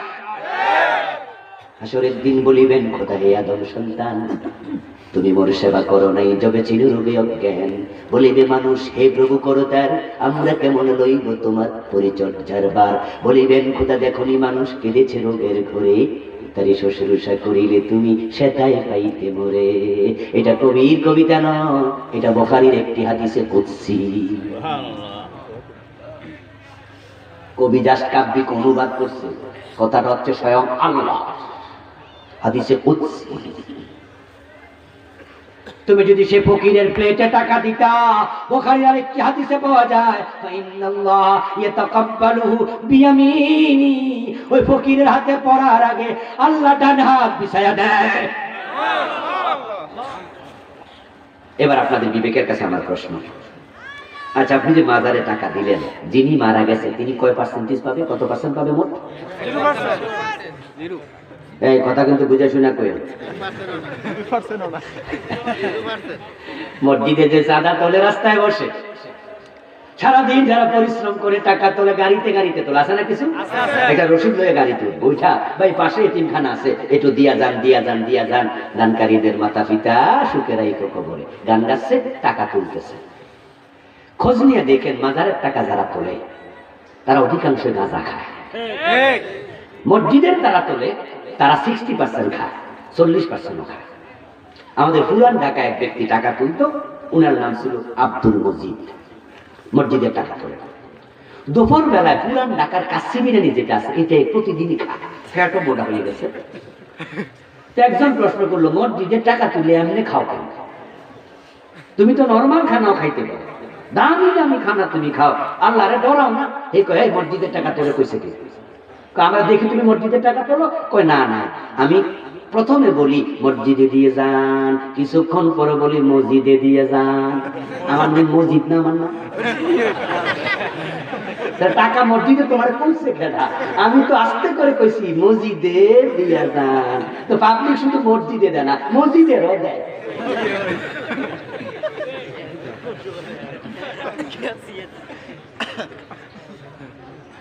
আমার ভাই যুক্তিবাদী হুজুরের নাম মনে আছে তো? হাবিবুর রহমান যুক্তিবাদী, চমৎকার ওয়াজ করতেন এক সময়। যুক্তিবাদী হুজুরের একটা ওয়াজ শুনলাম কয়েকদিন আগে, ড্রাইভারকে বললাম, এই বেটা ওয়াজ লাগা তো, রাতের বেলা একা একা চললে আবার ওয়াজ টোয়াজ শুনলে ঘুমে ধরে না, ড্রাইভার সদা থাকে। তো যুক্তিবাদী হুজুর ওয়াজ লাগাইছে, আমি কই লাগা শুনি, খুব মজার ওয়াজ। হুজুর বলতেছে যে উনি উনার বাড়ি এই নারায়ণগঞ্জের পাশেই, তো আমি যাচ্ছি রাস্তার পাশ দিয়া, দেখি মাইকিং করতেছে, মাইকে দিয়া যান মাজারে দিয়া যান। আমি ড্রাইভারকে কইলাম একটা কাম কর, গাড়িটা আস্তে করে লাগা। ড্রাইভার সাহেব একবারে মাইকলার কাছে নিয়ে গাড়ি থামাইছে। আমি গ্লাসটা নামাইয়া কইলাম কি দিতাম, কি দিতাম, ওই যে দিয়া যান দিয়া যান। আমি কইলাম কি দিতাম, কি দিতাম। তখন বেটা আমার দিকে সিগন্যাল আছে, হুজুর আপনি দিল দিতাম না, হুজুর আমি সত্যি দিতাম না। ধরতে পারি হুজুর তো খুব মজার মানুষ। উনি কই কেন রে, আমার টাকা কি হারাম? না যায় কেন নিতি না? না হুজুর, হুজুর আমরা আমার লোকজন দৈরে আইনা বয়া দিছে, আমি টাকা চাই, আমার কণ্ঠ একটু সুন্দর তাই টাকা তুলি। লাভ কি? 40% আমি খাইয়া যাই, আর 60% ওরারে দেই। ওরা কি করে? ওরাও হুজুর খাসি জবাই করে খায়, মাঝে মাঝে কাঁচাও খায়। কেন খাবে না? কেন খাসি খাবে না? কেন গাঁজা খাবে না? তোমার বিবেকের কাছে আমার প্রশ্ন। ওই যে গোলাপ শাহ মারা গেলেন, কবর ওনার আর কোনো টাকা দরকার আছে নাকি?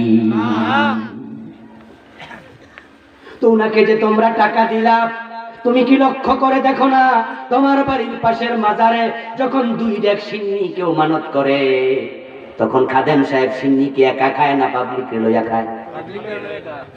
কথা কয় না হবে? তখন ঘোষণা কইরা দেয় মাজারে সিন্নি আইছে সবাই, কিন্তু দান বাক্সের টাকা এটা সবাই দেয় না কেন? সিন্নি হইছে মাজারে, দান বাক্সের টাকাও কইছে মাজারে। তো দান বাক্স খুইলা কয়দিন কইছে সবাই আসেন দান বাক্স খুলছি, টাকা নেন। এখন এই যে টাকা আপনি দান বাক্স ভরে দিলেন, ওই মরা পিসায় হুজুরের তো টাকার দরকার নেই, উনি 1%ও নেয় না, তাইলে 100% টাকা নেয়ার লোক আছে না নাই? ওরা এই টাকা দিয়া গাঁজা খাচ্ছে, রাতের বেলায় খাসি খাচ্ছে, ওই পিসায় নিয়ে ব্যবসা করছে, দিবালোকে চেষ্টা চলছে, মহিলারা মানত করছে, সবগুলো শিরিক, সব শিরিক। মানত একটা ইবাদতের নাম, ইবাদত হবে শুধু কার? মানত হবে আল্লাহর নামে, মাজারের নামে নয়। কিন্তু মহিলারা যখন মুরগির ঠ্যাং ভাঙ্গা যায় তখনও মানত করে, যদি আমার মুরগির ঠ্যাংটা ভালো হয়, ল্যাংটা বাবার দরবারে 3টা মোমবাতি দিলাম। প্রকাশ্যে শিরিক চলছে, দিবালোকে মানত করছে, শুধু মানত নয়, মাজারের নামে মানুষ কসম খায়। অথচ হাদিসে স্পষ্ট, মান হালাফা গায়রাল্লাহি ফাকাদ আশরাক, যে ব্যক্তি আল্লাহ ছাড়া অন্যের নামে কসম করে সে শিরিক করে। হ্যাঁ, কেমনে কসম করে? ছোটকালে আমরা দেখতাম, আমাদের বাড়ির পাশে অনেক মাজার আছে আমাদের এলাকায়, আর কি 2-3 গ্রামে দেখেছি। একটা আছে ল্যাংটার মাজার, আমাদের পাশের গ্রাম, ল্যাংটা পীরের টাকিয়া। আমার ভাইয়েরা ঝগড়া লাগছে, 2 বন্ধু ঝগড়া লাগছে, এই তুই এটা কেন করলি? কয় না না আমি এটা করি না। এই করস না মানে? আল্লাহর কসম, ডাক্তার কসম, মাটির কসম, মাটির কসম, পাওনা খাইয়া করছো এখান তুমি। কয়লা তাহলে মাজারের কসম, কই ঠেকাই দিলি রে। তখন আমি তোর বিরুদ্ধে অনেক খুশি, কিন্তু এখন মাজারের কসম বাবারে, এটার বিরুদ্ধে বলা যাবে না। মাজারের কসম খাইলা তোমার ইমানটাই চলে গেল, শিরিক করলা। এই জাতীয় আরো ডজন ডজন শিরিক বাংলাদেশে আছে না নাই? আমি 29টা লেখছি, আরো কত যে আছে আল্লাহ জানে। ব্যর্থ হবা শিরিক করলে, ব্যর্থ হবা নেফাক করলে 3টা।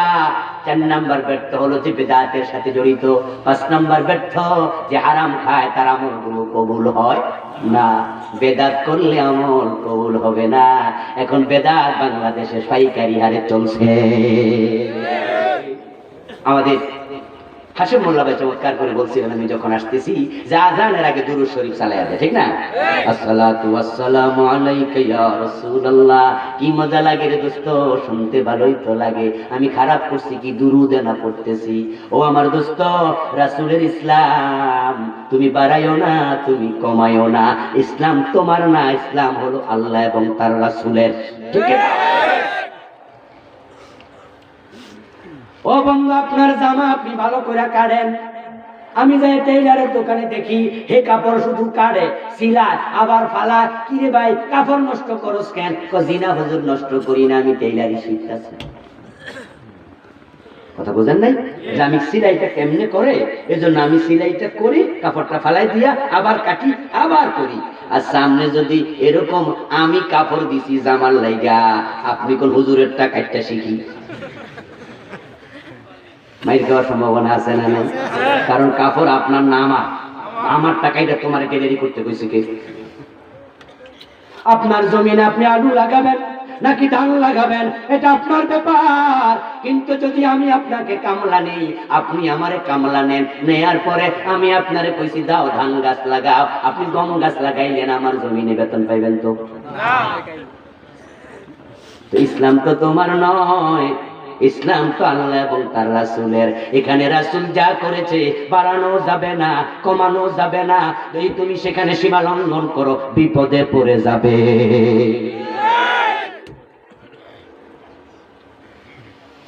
আযান রাসূলুল্লাহ দুরূদ শরীফ দিয়ে শিখায় নাই।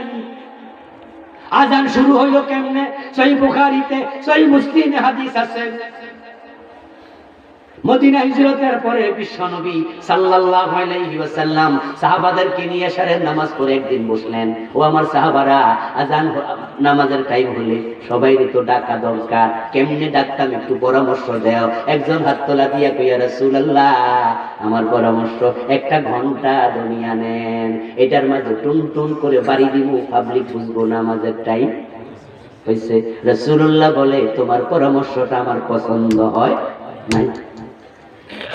আরেকজন হাত তোলা দিয়া কইয়া রাসূলুল্লাহ, আমার পরামর্শ একটা সিঙ্গা লাগান, ফু ফু ফু করে আমরা আওয়াজ করব, মানুষ বুঝবে নামাজের টাইম হয়েছে। রাসূল বলেন এটাও আমার পরামর্শ পছন্দ হলো না, দ্যাটস ওকে, ওকে আজকে বাড়ি চলে যাও, সবাই একটু ভাবো তো কি করা যায়, কি করা যায়। সবাই বাড়ি চলে গেল।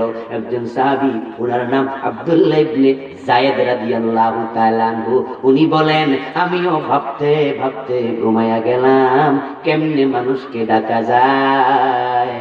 ঘুমে স্বপ্ন দেখি আল্লাহর এক বান্দা একটা ঘন্টা দনি হাতে লইয়া হাঁটতেছে। আমি বললাম থামো, এটা আমার কাছে বিক্রি করবানি? ওই আল্লাহর বান্দা আমারে জিজ্ঞাসা করলো করবা কি? আমি বললাম নামাজের টাইমে বাড়ি মারমু। উনি বলে এসব বাইরা বাড়ি দরকার নাই, আমি তোমাকে নামাজের জন্য আহ্বান শিখাতে চাই, শিখবানি? আব্দুল্লাহ ইবনে যায়েদ বলে বলো দেখি। সে আল্লাহু আকবার বলে শুরু করলো, আযান শেষ করে দিল। আব্দুল্লাহ ইবনে যায়েদ রাদিয়াল্লাহু তাআলা আনহু আযানটা স্বপ্নে দেখলেন। সকাল বেলায় ফজরের টাইমে দৌড়াইয়া মসজিদে আজকে হাজির। ইয়া রাসূলুল্লাহ, আমি একটা স্বপ্ন দেখছি। কি স্বপ্ন দেখছো? পুরা কাহিনী শোনালো। আল্লাহর হাবিব শুনে কয়, আব্দুল্লাহ রে, এই স্বপ্নটা আমারও পছন্দ হয়েছে। কুমিয়া বেলাল ফানাদি বিসসালাহ, ও বেলাল তুমি দাঁড়াও, ও যা বলে শুনে শুনে আযানটা দিয়ে দাও। হযরত বেলালের কণ্ঠ বড় তারাজ, আযান দেয়া শুরু করে দিলেন। হযরত ওমর বলেন আমি ঘরের মাঝে ঘুমাচ্ছি, আযানের আওয়াজ শুনি না, আমি লাফ দিয়া উঠলাম, চাদরটা টানতে টানতে দৌড় মারলাম, মসজিদে হাজির হলাম। ইয়া রাসূলুল্লাহ, এই চমৎকার শব্দগুলো আজকে কে শুনাইলো আপনারে? বলে আব্দুল্লাহ ইবনে যায়েদ স্বপ্নে দেখছে। ওমর বলেন আমিও তো এই স্বপ্ন দেখেছি। রাসূল সাল্লাল্লাহু আলাইহি ওয়াসাল্লাম শুনে বলেন তাযালিকা আসবাতু, তাহলে আব্দুল্লাহ ইবনে যায়েদের স্বপ্নটা আরো গাঢ় হইল, আরো দৃঢ় হইল। আবু মাহজুরা বিশ্বনবীর আরেকজন মুয়াজ্জিনের নাম। হযরত বেলাল হলো প্রথম মুয়াজ্জিন, আবু মাহজুরাও মুয়াজ্জিন। উনি বলেন আল্লামানি রাসূলুল্লাহ সাল্লাল্লাহু আলাইহি ওয়াসাল্লাম আলা আযান ওয়াল ইকামা, রাসূলুল্লাহ আমার আযান শিখায়, একামত শিখাইছে। কি শিখাইছে? শুরু হবে আল্লাহু আকবার বলে, শেষ হবে লা ইলাহা ইল্লাল্লাহ বলার মাধ্যমে। রাসূল শিখায় আল্লাহু আকবার দিয়া, আর তোমরা শুরু করলা দুরূদ শরীফ দিয়া। রাসূলের সুন্নাহ ঠিক আছে না বিকৃত করেছো? বেদাতীদের ইবাদত কবুল হয় না, ব্যর্থ হয়ে যাইবা। আখিরাতে বুঝে লাভ হবে না। আজকে বুঝো। ওই বেদাত নিয়ে একটি বই আমি লিখেছি, চলমান 38টা লিখছি। বিদআতের ক্ষতিকর সবগুলো হাদিস তুলে ধরার চেষ্টা করেছি। আজকে স্টেজও পাবেন ইনশাআল্লাহ। আমার বন্ধু, এই যে আপনি শুরু করে দিলেন বেদাত, আজানের মাঝে আমরা বেদাত আরো লাগাইছি। আল্লাহর হাবিব বলে আজান শুরু হবে আল্লাহু আকবার দিয়া, ও আব্দুল্লাহ ইবনে আবু মাহসুরা তুমি আজান দাও, আল্লাহু আকবার দিয়া শুরু করো। এখন আপনি বলবেন কি আমি করব কি? আজান তো দিচ্ছে মুয়াজ্জিন, রাসূল বলে ফাকুলু মাসলামা ইয়াকুলুল মুয়াজ্জিন, মুয়াজ্জিন আজান দিলে তোমরাও তার আজানের জবাব দাও, সে যা বলে তোমরাও তাই বলো। এখন মুয়াজ্জিন আল্লাহু আকবার, আমরা বললাম আল্লাহু, কথা বলেন আল্লাহু। মুয়াজ্জিন বলে আশহাদু আল্লা ইলাহা ইল্লাল্লাহ, আমরা কি বলি? মুয়াজ্জিন বলে আশহাদু আন্না মুহাম্মাদুর রাসূলুল্লাহ, আমরা কি বলি? ভুল করলেন। মুয়াজ্জিন কয় আশহাদু আন্না মুহাম্মাদুর রাসূলুল্লাহ, রাসূল কয় ফাকুলু মিসলা মা ইয়াকুল, সে যা বলে তোমরাও তাই বলো। অথচ আপনি কোন সাল্লাল্লাহু আলাইহি ওয়াসাল্লাম, রাসূলের কথার সাথে মিল না বেমিল। সহিহ বুখারী হাদিস নাম্বার 576, সহিহ মুসলিম হাদিস নাম্বার 747, তিরমিজি 199। ফাকুলু মিসলা মা ইয়াকুল, মুয়াজ্জিন যা বলে তাই বলো। এখন আপনার উচিত আপনিও বলবেন আশহাদু আন্না মুহাম্মাদুর রাসূলুল্লাহ, রাসূলের আদেশ। এখানে দুরূদ নয়। আপনি কোরআন শরীফ পড়ছেন, কোরআন শরীফের মাঝে মুহাম্মদ শব্দটা আছে না নাই? মা কানা মুহাম্মাদুন আবা আহাদিন মিন রিজালিকুম, আছে না? ওয়া মা মুহাম্মাদুন ইল্লা রাসূল। আপনি এখানে থাইম্মাকে দুরূদ শরীফ পড়েননি? মা কানা মুহাম্মাদুন সাল্লাল্লাহু আলাইহি ওয়াসাল্লাম বলছেন, এখানে দুরূদ না। আমার বন্ধু, আমরা যখন তাশাহুদ পড়ি, তাশাহুদের মাঝে আমরা পড়ি আশহাদু আল্লা ইলাহা ইল্লাল্লাহু ওয়া আশহাদু আন্না মুহাম্মাদান সাল্লাল্লাহু আলাইহি ওয়াসাল্লাম আবদুহু ওয়া রাসূলুহু। কিছু কিছু জায়গা আপনাকে বুঝতে হবে, এগুলোতে দুরূদ নেই, আজানও ঠিক তাই। ফাকুলু মিসলা মা ইয়াকুলুল মুয়াজ্জিন, মুয়াজ্জিন যা বলে তুমি তাই বলো। এখন আবার মুয়াজ্জিন কয় হাইয়া আলাস সালাহ, নামাজে আসো। আমরা যদি কোন হাইয়া আলাস সালাহ, মুয়াজ্জিন তুমিও আসো, অসুন্দর হয়ে গেল। এই জন্য বিশ্বনবী বলে এখানে তুমি বলবে লা হাওলা ওয়ালা কুওয়াতা ইল্লা বিল্লাহ, সুবহানাল্লাহ পড়েন। বাংলা অর্থ হলো লা হাওলা আনিল মাসিয়া ওয়ালা কুওয়াতা আলা তাআ ইল্লা বিল্লাহিল আলিয়্যিল আযীম। আমি নামাজেতে যেতে রাজি, ও মুয়াজ্জিন তুমি ডেকেছো আমি যেতে রাজি, কিন্তু যাওয়ার জন্য আল্লাহর তৌফিক দরকার আছে না নাই? লা হাওলা ওয়ালা কুওয়াতা ইল্লা বিল্লাহ অর্থ হলো আল্লাহ তৌফিক না দিলে গুনাহ থেকেও বাঁচা যায় না, ভালো কাজও করা যায় না। বলতে বলতে আপনি আবার লা ইলাহা ইল্লাল্লাহ শেষ করলেন। লা ইলাহা ইল্লাল্লাহ বলার পরে আবার কি করবেন? এবার আমাদের দেশে শুরু হয় দোয়া, আল্লাহুম্মা রাব্বা হাযিহি দাওয়াতি তাম্মা। অথচ রাসূলের হাদিস এটা নয়, হাদিস হলো সুম্মা সাল্লু আলাইয়া। দুরূদটা তো বাদ রইছে, এটা আগে পড়ে নাও। তুমি এবার দুরূদ পড়ো আমার উপরে, দুরূদ পড়ার পরে এবার তুমি বলো আল্লাহুম্মা রাব্বা হাযিহি দাওয়াতি তাম্মা। এই দোয়াটা পড়তে গিয়েও পাবলিক লাগাইতেছে ফেস। অনেকেরই দেখা যায় দোয়ার সময় হাত তোলে, এমন কিছু লোক আছে না নাই? আপনি কোন মজা পাইছি হাত তুলে দোয়া করলে মজা লাগে, কিন্তু আমি আপনাকে বলতে চাই দোস্ত, সুন্নাহর বাহিরে যাইয়া মজা পাওয়া যাবে না। রাসূলুল্লাহ দোয়া পড়েছেন, সাহাবারা পড়েছেন, হাত তোলেন নাই। হাত তোলার কোনো দলিল নাই। হাত তিনি কখনো কখনো তুলেছেন, রাসূল যেখানে তুলেছেন আপনিও সেখানে তুলবেন, রাসূল যেখানে তোলেন নাই আপনিও তুলবেন না, এটাই ইসলাম। আচ্ছা, মসজিদে ঢুকতে দোয়া আছে না নাই? হাত তুলছেন কয়দিন?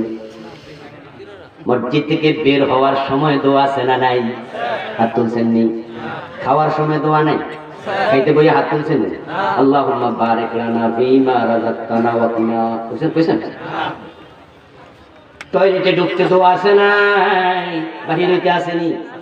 যদি বাহির হইতো হাত তোলা লাগতো রে ভাই, তাহলে বাম হাতের ময়লা গালে লাগতো। রাসূলুল্লাহ দোয়া পড়েছেন, দোয়া দুয়াল মাসুরা, যেগুলো দোয়ায়ে মাসুরা রাসূল এভেলেবেল করতেন। গাড়িতে উঠতে দোয়া করেন না? হাত তোলা দিছেন না?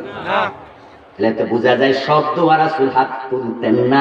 তিনি যেখানে তোলেন নাই আমরাও সেখানে তুলব না, তিনি যেখানে ছাড়েন নাই আমরাও সেখানে ছাড়ব না। তিনি যা বলেছেন, যা করেছেন সেটার নাম ইসলাম। বাড়ানো যাবে না, কমানো যাবে না। এই নামাজ নিয়ে চলছে আজকে ঝগড়া, এমন ঝগড়া শুরু, নামাজের মতো ফতুয়া বাংলাদেশে এখন আর নাই। সবচেয়ে ডলা ফতুয়া চলছে। কি ফতুয়া? জোরে আমিন কইলে মসজিদে বাইর করে দিবা। এরা কয় জোরে আমিন কইতে দিতা না, যাও মসজিদে আলাদা করলাম। আহলে হাদিস আছে না নাই? নামাজ ঐক্যের শিক্ষা দেয়। এক হও, এক হও, এক হও। ইমামের পিছনে দাঁড়াও, সোজা হয়ে দাঁড়াও, পায়ে পা লাগায়া দাঁড়াও। ইমাম বলবে সামি আল্লাহু লিমান হামিদা। এমপি হওয়ার মন্ত্রী হও, মাথা তুলতেই হবে। ইমামকে আনুগত্য করো। এক হয়ে যাও, পাশে পাশে দাঁড়িয়ে যাও। আমির, ওমরা, রাজা, প্রজা ভেদাভেদ থাকবে না। ঐক্যের শিক্ষা নাও নামাজ থেকে। অথচ সেই নামাজ নিয়ে এমন ফতুয়া চলছে, মসজিদও আলাদা হয়ে গেছে। না মুসলমান, এটা হতে পারে না। তোমরা যত বিভক্ত হইবা তত তোমরা মাই খাইবা। তোমরা যদি এক হতে পারো, পৃথিবীতে মুসলমানকে মারা দূরের কথা, আমাদের দিকে আঙ্গুল তোলার সাহস কোন জালেম করবে না। আমরা 250 কোটি, পৃথিবী আমাদের হাতে থাকার কথা ছিল, এক সময় ছিল। তাকে দেখো বিশ্ব মানচিত্রের দিকে, কাবা পৃথিবীর মাঝখানে। কাবার চারপাশে রাষ্ট্রগুলো অধিকাংশ মুসলমান দেশ। খনিজ পদার্থের 65% আল্লাহ আপনি দিয়েছে মিডিল ইস্টের রাষ্ট্রগুলোর হাতে। স্বর্ণের খনি, তামার খনি, রূপার খনি, গ্যাসের খনি, তেলের খনি, ঠিক কিনা? তোমাদেরকে পৃথিবীর মাঝখানে দিছে ভাই, মাঝখানে। পৃথিবী তোমরা চালাইবা। আমেরিকা পৃথিবীর এক কোণা, কত দূরে রে ভাই। রিয়াদ থেকে বিমান উঠছি, 13 ঘন্টা ফ্লাইটে ছিলাম। তারপরে জন এফ কেনেডি বিমানবন্দরে নিউ ইয়র্কে নামছি, 13টা ঘন্টা। বাবা রে বাবা, শেষই। পৃথিবীর এক কোণে, আটলান্টিকের ওপারে। ওরা ওখান থেকে আইসা ইরাকে বোমাটা মারে কেমনে? যদি মুসলমানরা কালকে এক হয়ে ঘোষণা করে আমেরিকা থেমে যাও, যদি মুসলমান মারো আমরা তেল দেব না, 6 মাস আমরা তেল বন্ধ রাখবো, আমেরিকার বিমান আকাশে উড়বে না।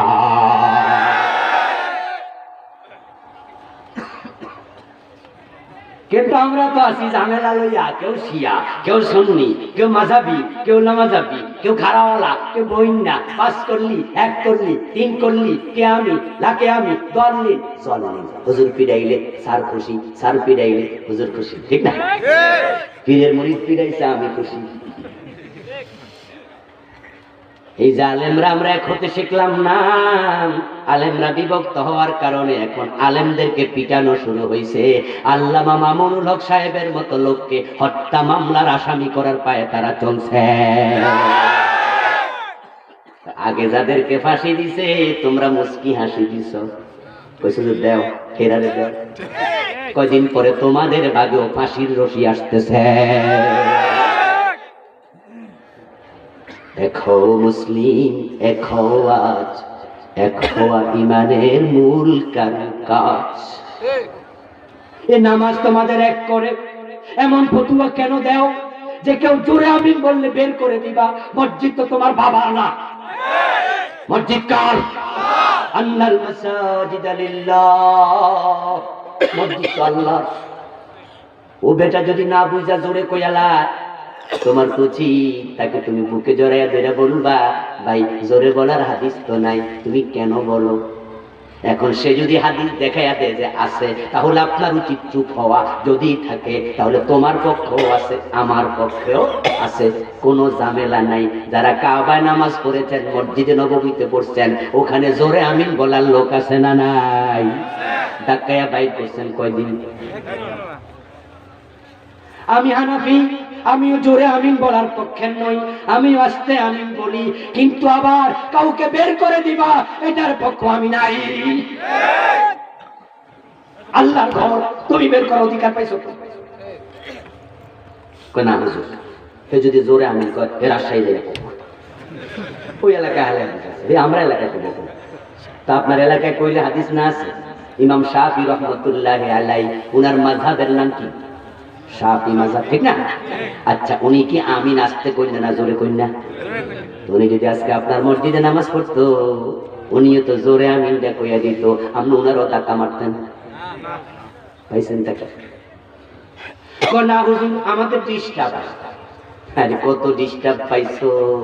তোমার ডিস্টার্ব হয় তুমি যখন আমিন কও, বেড়া তো তখনই কইছে, তোমার আলাম তারার মাঝখানে তো কইছে না? কাবা শরীফে ডিস্টার্ব হলো না, বাংলাদেশে ডিস্টার্ব কেন হলো? ডিস্টার্ব এমন হওয়া হয়েছে, এখন মসজিদে পোলাপান দেখলে অনেক মুরব্বি সহ্য করতে পারে না। অথচ হাদিসের নির্দেশ হলো মুরু আওলাদাকুম বিসসালাহ ওয়া হুম আবনাউ সাবঈ সিনিন। 7 বছর বয়স হলে মসজিদে নেও, প্রশিক্ষণ দাও, নামাজ শিখাও, ঠিক কি না? 10 বছর বয়স হলে যদি নামাজ না পড়ে প্রয়োজনে পিটায়া নামাজ পড়াও। ওয়াদরিবুহুম আলাইহা ওয়া হুম আবনাউ 10 সিনিন। এখন 7 বছরে প্রশিক্ষণ দিলে মসজিদের সাথে করে নেয়া দরকার আছে না নাই? ও 7 বছরের পোলাপান 8 বছরের পোলাপান পাশে লইয়া নামাজ পড়বেন, পাশে দাঁড়া করবেন, পাশে আপনার পাশে, তাহলে আর দুষ্টামি কম করব। যাওয়ার সময় বলবেন বাজান মসজিদে দুষ্টামি করা যাবে না, আল্লাহ রাগ হইব, আল্লাহ গুনাহ দিব, ভয় দেখাবেন, এটা ঠিক না, মানুষের নামাজ নষ্ট হবে, মানুষ খারাপ হইব। এরপরেও তো ছোট বাচ্চা তো, তাই যখন আপনি নামাজে খারাইছেন হেতে তাকায়া বুঝবো আব্বা এখন বিপদে আছে, আর লড়তে পারবেন না, ঠিক না? হাত বাজে গেছে, এখন আস্তে করে সরে যেতে পারে, যেতে পারে না? হে যখন পিছনে যায় ওই লগের তার ইশারা দে তুইও আয়।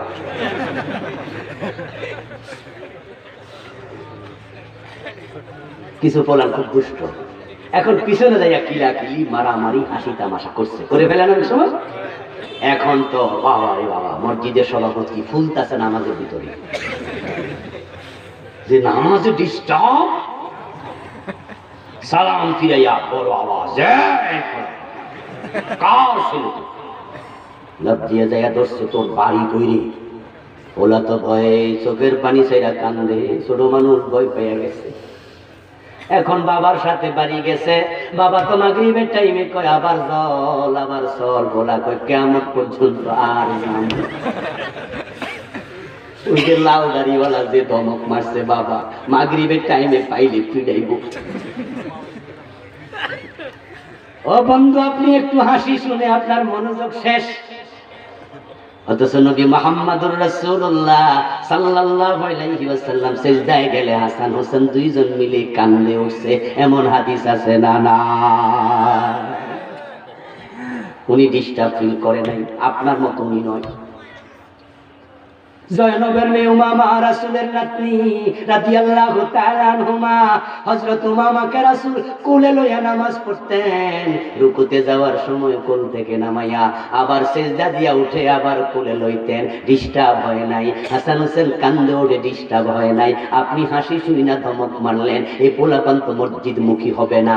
আপনার উচিত ছিল ওই বাচ্চাটাকে কোলে জড়াইয়া কপালে চুমু খাইয়া বলা, বাজান মসজিদে আসলে ডিস্টার্ব করো না, হাসি দিও না, এটা ঠিক না, ধরো একটা লজেস নেও, তোমারে ধন্যবাদ তুমি আইছো, কালকে যদি না হাসো লজেস পাইবা 3টা। এই বলার আগামীকাল মসজিদে আসতো, আইয়া যদি একটা আরেকটারে ডাকতো, হয়তো কইতো সুপ 3টা লজেস। প্রতিযোগিতা করতো আর হাসাহাসি হবে না, নামাজও শিখতো, ঝামেলাও কমে যেত। এই জন্যই তো ডাক্তাররা যখন কাটে আগে অ্যানেস্থেসিয়া দিয়া বেহুশ করে, রোগী যেন কষ্ট না পায়। আমার চিকিৎসা দরকার, রোগীরে কষ্ট দেয়া যাবে না। ইসলামের মাঝে ঐক্য দরকার, আবার মাসালাগত ইখতিলাফের সমাধানও দরকার, অনৈক্য করা যাবে না। এই কষ্টগুলো দেখে আমি গত 1 বছর ধরে কষ্ট করে একটা বই লিখছি। কষ্ট মুসলমানের মাঝে বিভেদ চলছে, ফতোয়াবাজি চলছে। ভাবলাম যে হাদিসে কি আছে একটু তুলে ধরি। হাদিসের পূর্ণাঙ্গ, হাদিসের বৈচিত্র্যে পূর্ণাঙ্গ নামাজ, ফার্স্ট টু লাস্ট, তারাবি, জুমা টুমা যা আছে হাদিসের আলোকে সব তুলে ধরেছি। আপনি পড়বেন, মজা পাবেন। আর এই হাদিসে তো ওনারটাও আছে, আমারটাও আছে, ঝগড়া কেন করে? ইনশাআল্লাহ বইটা স্টেজে পাবেন, নামাজে দোয়ার পরে নেবেন যাদের পক্ষে সম্ভব। আজকে পর্যন্ত থাকলাম। আল্লাহ তাআলা আমাদেরকে এই 5টি বদগুণ থেকে হেফাজত করুন, বলেন আমিন। আসসালামু আলাইকুম ওয়া রাহমাতুল্লাহি ওয়া বারাকাতুহু। আমরা দোয়া করে একসাথে যাব। সভাপতির কোনো কথা থাকলে একটু কথা বলুন। ওয়ামিনকাস সালাম। তাবারাকতা ইয়া যাল জালালি ওয়াল ইকরাম। রব্বানা যালামনা আনফুসানা وإن لم تغفر لنا وترحمنا لنكونن من الخاسرين رب ارحمهما كما ربياني صغيرا হে রব্বুল আলামিন, আমাদের জীবনের গুনাহগুলো মাফ করে দাও। আজকের মাহফিল মেহেরবানি করে কবুল করে নাও। আমাদের সালাম তোমার বন্ধুর রওজা মুবারকে পৌঁছায়া দাও। হে রব্বুল আলামিন, এই মাহফিলের জন্য যারা টাকা পয়সা দিলেন, বুদ্ধি পরামর্শ দিলেন, মেহেরবানি করে সবার সব খেদমত কবুল করে নাও। হে রব্বুল আলামিন, আমরা যারা হাত তুলেছি, কারো মা নাই, কারো বাবা নাই, দাদা নাই, দাদি নাই, নানা নাই, নানি নাই। হে আল্লাহ, মেহেরবানি করে আপনজনদের কবরকে জান্নাতের টুকরা বানায়া দাও। হে আল্লাহ, জানি না কার বাবার কবরে জাহান্নামের আগুন জ্বলছে, মায়ের কবরে জ্বলছে। মনি আমাদের আপনজনের কবরে আর আযাব দিও না। আল্লাহ, বাংলার জমিনকে কোরআনের জন্য কবুল করে নাও। এই জমিনে কোরআনের রাজ তুমি কায়েম করে দাও। অমনি কোরআনের আইনে বাংলাদেশ চলছে, এমন দৃশ্য দেখে মরার তৌফিক আমাদের দিয়ে দাও। কোরআনের কথা বলে যারা মাজলুম, তোমার সব মাজলুম বান্দাকে জুলুম থেকে নাজাত দিয়ে দাও। ইয়া আল্লাহ, মুসলমানদের মাঝে তুমি একতা বাড়ায়া দাও। শিরিক, কুফর, নিফাক, হারাম, বিদআত থেকে আমাদের বেঁচে থাকার তৌফিক দাও। মাহফিলের সম্মানীয় সভাপতি হুজুরের নেখায়াত দারাজ করে দাও। হে আল্লাহ, প্রধান অতিথি আব্দুল ওহাব আইনুদ্দিন আজকে থাকার কথা ছিল, মনি তোমার হে আল্লাহ, তার কবরকে জান্নাতের টুকরা বানায়া দাও। আয় রাব্বাল আলামিন, আমরা যারা হাত তুললাম, যার মনে যে নেক আশা আছে পূরণ করে দাও। হে আল্লাহ, আমার মৃত্যুর পরে যেন মানুষ আমার জন্য এভাবে দোয়া করে, হে আল্লাহ, সে আমল তুমি আমাকে দিয়ে দাও। আমাদের সকলকে তোমার দ্বীনের খাদেম বানায়া দাও। এলাকার সম্মানীয় এমপি মহোদয়, ওসি সাহেব, টিওনো সাহেব সহ হে আল্লাহ, সকলকে দ্বীনের বন্ধু হিসাবে কবুল করিনা মুহাম্মদ ওয়া আলিহি ওয়া আসহাবিহি আজমাইন। সুবহান রাব্বিকা রাব্বিল ইজ্জাতি আম্মা ইয়াসিফুন ওয়া সালামুন আলাল মুরসালিন والحمد لله رب العالمين والسلام عليكم ورحمة